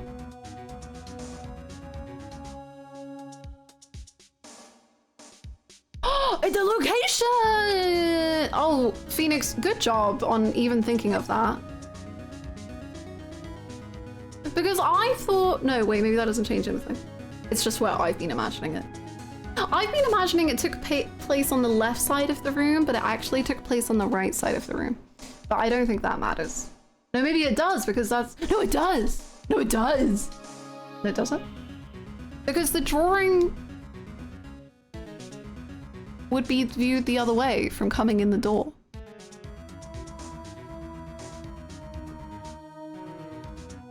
I thought it was strange he was left-handed. So maybe he's not, and he's right-handed, and so we've been looking at it the wrong way the whole time.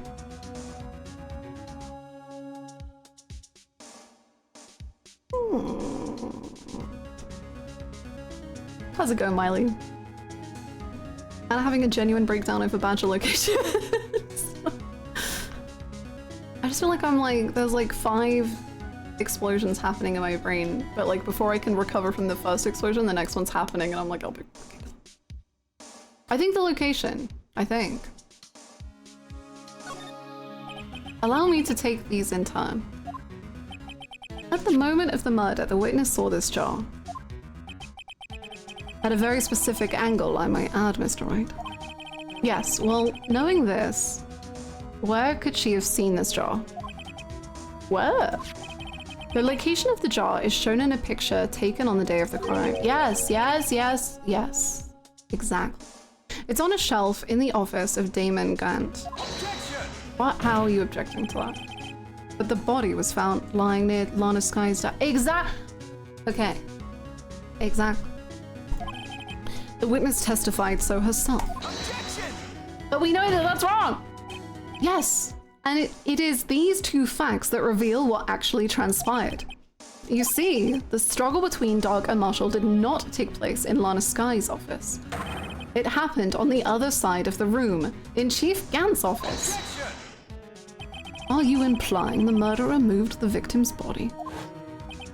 I guess so. From Damon Gant's office to Lana Sky's office. Yes. Why would he do that? There's no reason. Exactly. If there wasn't a reason, he wouldn't have gone through the trouble. The only logical conclusion is that there was a reason. Do you know what that reason was, Mr. Wright? I finally figured it out. So this is why Lana tried to stop the show. No, it is. Okay, wait, he is thinking what I was thinking before with Emma? Maybe? It's too late to quit now, though.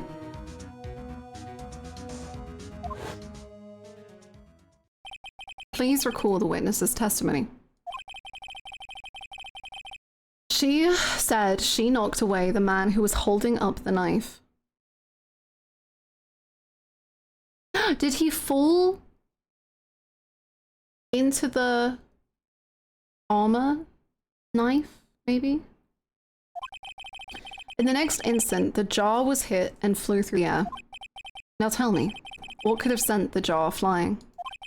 That would have to have been the impact the man made when he was knocked into the wall. Ladies and gentlemen, if I may draw your attention to this picture once more. If the man was knocked in the direction of the shelf the jar was sitting on, dun, dun, dun, what would he have hit? The suit of armor, holding a very sharp and dangerous looking sword. Yes. And since the man who was knocked into the armor was carrying a broken knife, he would have had to have been Neil Marshall, wielding the King of Prosecutors trophy. Oh no, Mr. Wright, you can't be thinking. You can't be thinking. I am. Yes. There is another possibility of what actually transpired in that room. Another possibility! Of course the perpetrator would have had no idea, but nevertheless. I don't know if I can go through with this. Mr. Wright, what's the matter? If events took place as the defense theorizes, then the outcome is obvious. In that moment, assuming the man Emma Skye knocked away was actually Prosecutor Neil Marshall,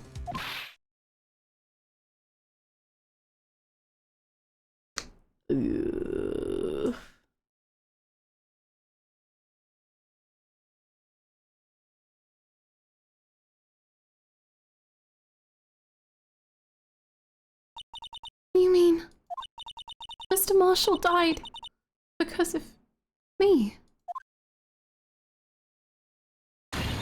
No!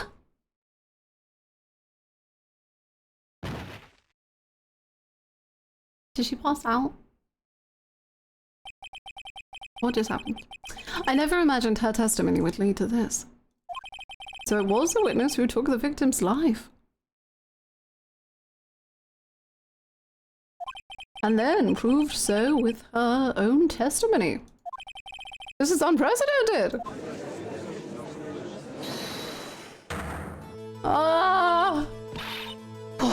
What are you saying?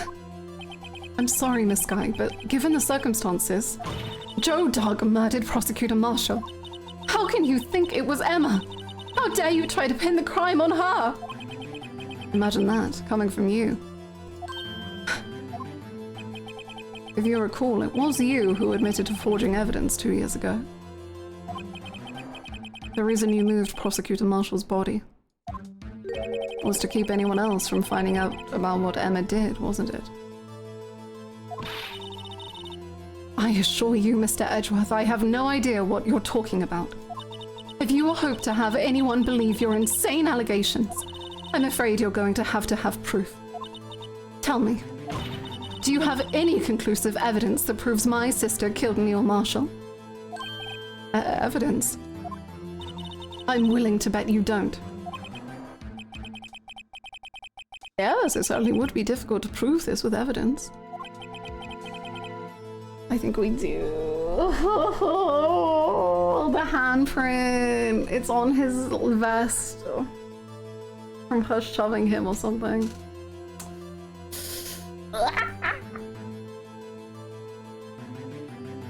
I know, I love her story of her, like, biting her fingernails. It's so funny every time these literal lawyers go, evidence? Oh yeah.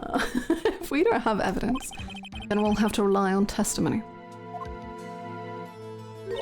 I'm afraid that won't work in this case. Both parties involved in the incident are dead. We certainly can't get dead people to testify. This has all been a wild goose chase in the beginning. Oh, someone's here to ruin everyone's day. Touché, Miss Skye. Of course, that only leaves us with one possibility. You mean there's still another possibility? What do you mean, Mr. Edgeworth? I mean the possibility that the victim has left us a message.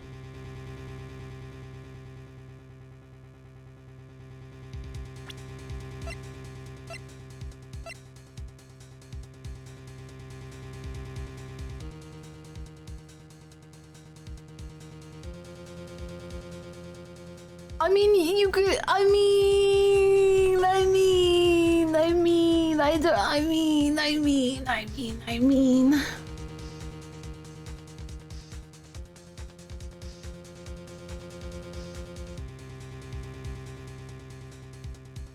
Shut up! I mean, I really thought the handprint and the fingerprints would have been more evidence than the...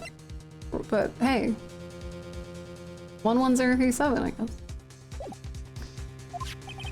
For better or for worse, Mr. Marshall did not die instantly. He may have left behind the name of the person who took his life. Why would he do that? Wouldn't he be a bit...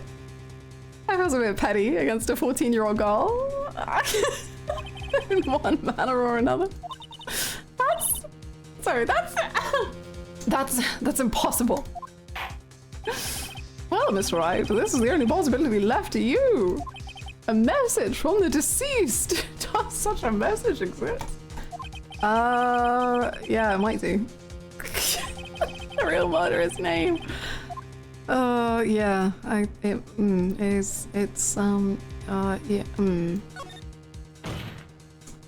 This message from the deceased is already in our possession.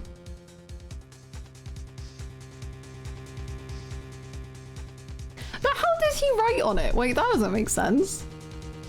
Did he take himself off of the knife and then write it? No, maybe he did that, I guess.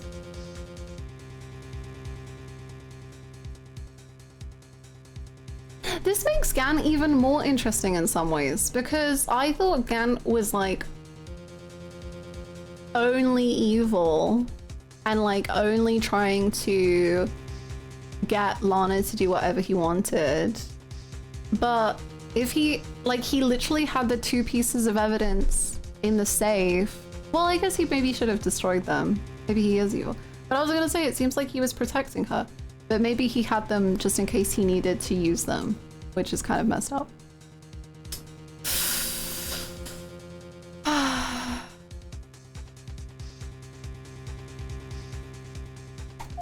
Mr. Wright, will you stop at nothing to prove my sister a murderer?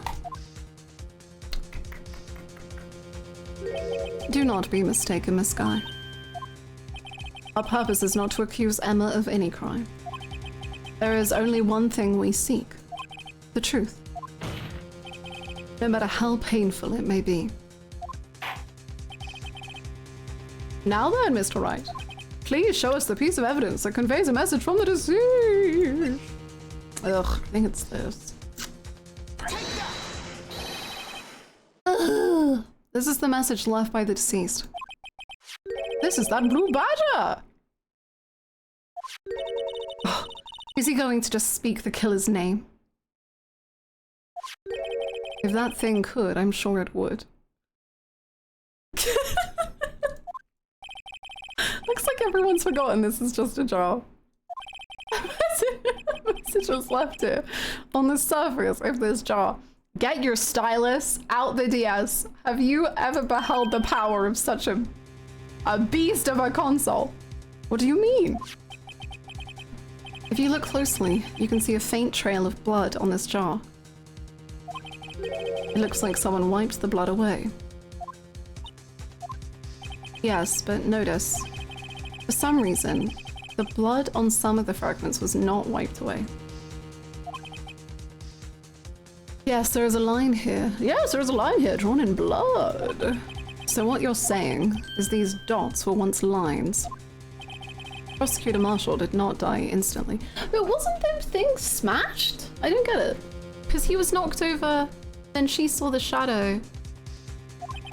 He used the few precious moments left to him to leave behind a message. One that someone apparently wiped away. But blood must have seeped into the jar where the lines changed directions. I'm confused. Precisely so. All we need to do is connect these points.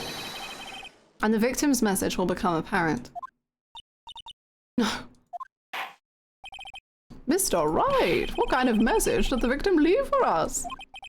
Your Honor, I believe these bloodstains will reveal to us the answer. I've got to connect these dots to make letters. If only I had a touchscreen. There's only one thing the victim would have written given the circumstances. His murderer's name. Okay, but that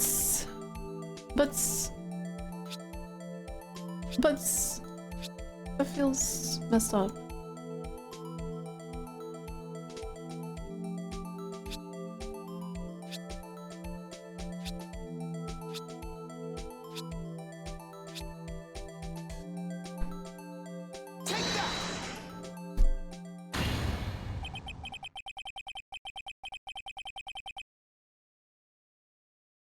I don't understand when this thing broke. That's what I'm confused about. I hope Edgeworth says something, because I don't get it. It's a defense attorney's duty to prove their client's innocent. That's why all I've been thinking about is saving Lana. After all my efforts, I never thought it would turn out like this. Actually though, Chris, like, Maybe he was writing her name to be like, you have to protect her. I guess we can't see his intent. But, so this is the final message Prosecutor Marshall left behind.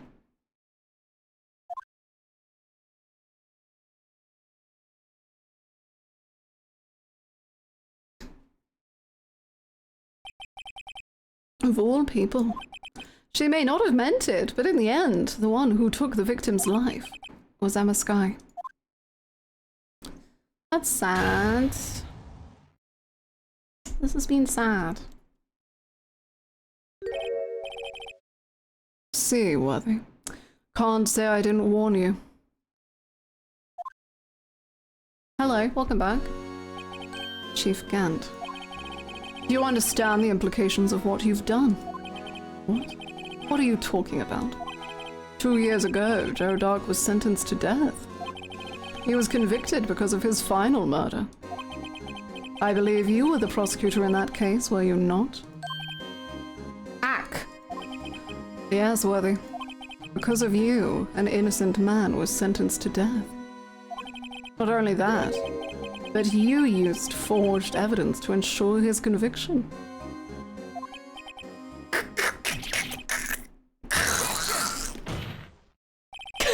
But Joe Dark really was a serial murderer. That's undeniable. I'm afraid that's not important. Didn't you know? We aren't defenders of justice. What? We're merely keepers of the law. Sentencing a man to death is no light matter. Even if there wasn't any cover-up or evidence forgery. Ultimately, the responsibility falls on the prosecutor in charge. Despite what anyone may say, this fact cannot be denied. It is a simple fact. What's going on in the prosecutor's office? Mummy, have you seen this? They might send an end to murderous death. How can he just stand there like it wasn't his fault? Order, order, order, order! Edgeworth sentenced a man to death not 10 minutes ago for making a girl cry. The gavel's pounding fell on deaf ears. Unable to settle the crowd, the judge declared a recess. Where this trial is headed, no one knows. To be continued. Damn. Damn.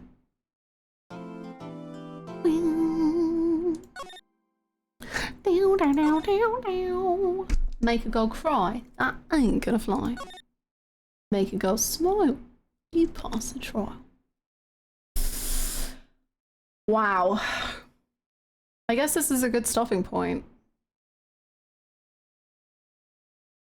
That was crazy. Making a girl cry? No cool head me. Aww, I wish Twitch was funny. Thank you so much for the 70 streams, Freddie. Thank you. No. Are we diving into Ace 22 after this case? I don't think so, no.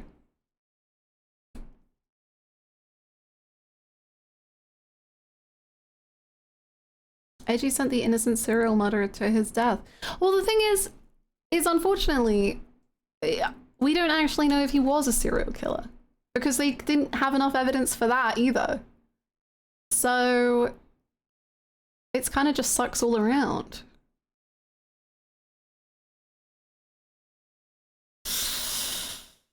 Oof. Oof.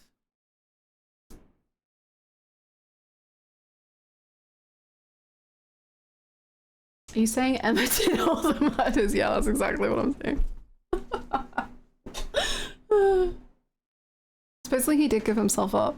Yeah, but then he ran away. I don't know, like, but the thing is also, sometimes people do claim to be serial killers when there's a serial, like a known serial killer, because they want the attention and the like, maybe I'm putting too much real world information into this.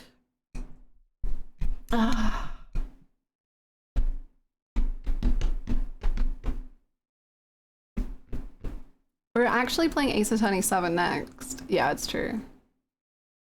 For some reason, they gave me the exclusive. She's the most prolific murderer since Nanako's Reign of Terror. True. Dothalia, so there was some confusion. So Gumshoe did tell the story as if all the killings happened in 10 minutes. And I said, that's a spree, that's not a serial killing. And then we found out later on that it happened over 6 months. So I guess it wasn't a spree, it was a serial. But yes, I had the exact same question. Yeah. Anywho, this was very fun. I hope you had fun too. We'll be back. Maybe we'll finish this tomorrow. I don't know. I get the feeling maybe there's a chance we finish it tomorrow. Please feel free to join the Discord. Where we have an Ace Attorney chat. What then? I don't know. I need to figure it out. Oh dear. Oh dear. Officially finishing Ace Attorney 1. That would be crazy. 5 years in the making. Crazy. Anywho. This was great. I had a great time. I hope you did too. I will be back again tomorrow. Oh yes! Let me write that down. Ace Attorney 1 VODs. And I'll see you tomorrow, or I'll see you in the Discord, and I hope you have an amazing rest of your evenings. And I'll see you then. Bye everyone! Thank you so much for streaming. Bye!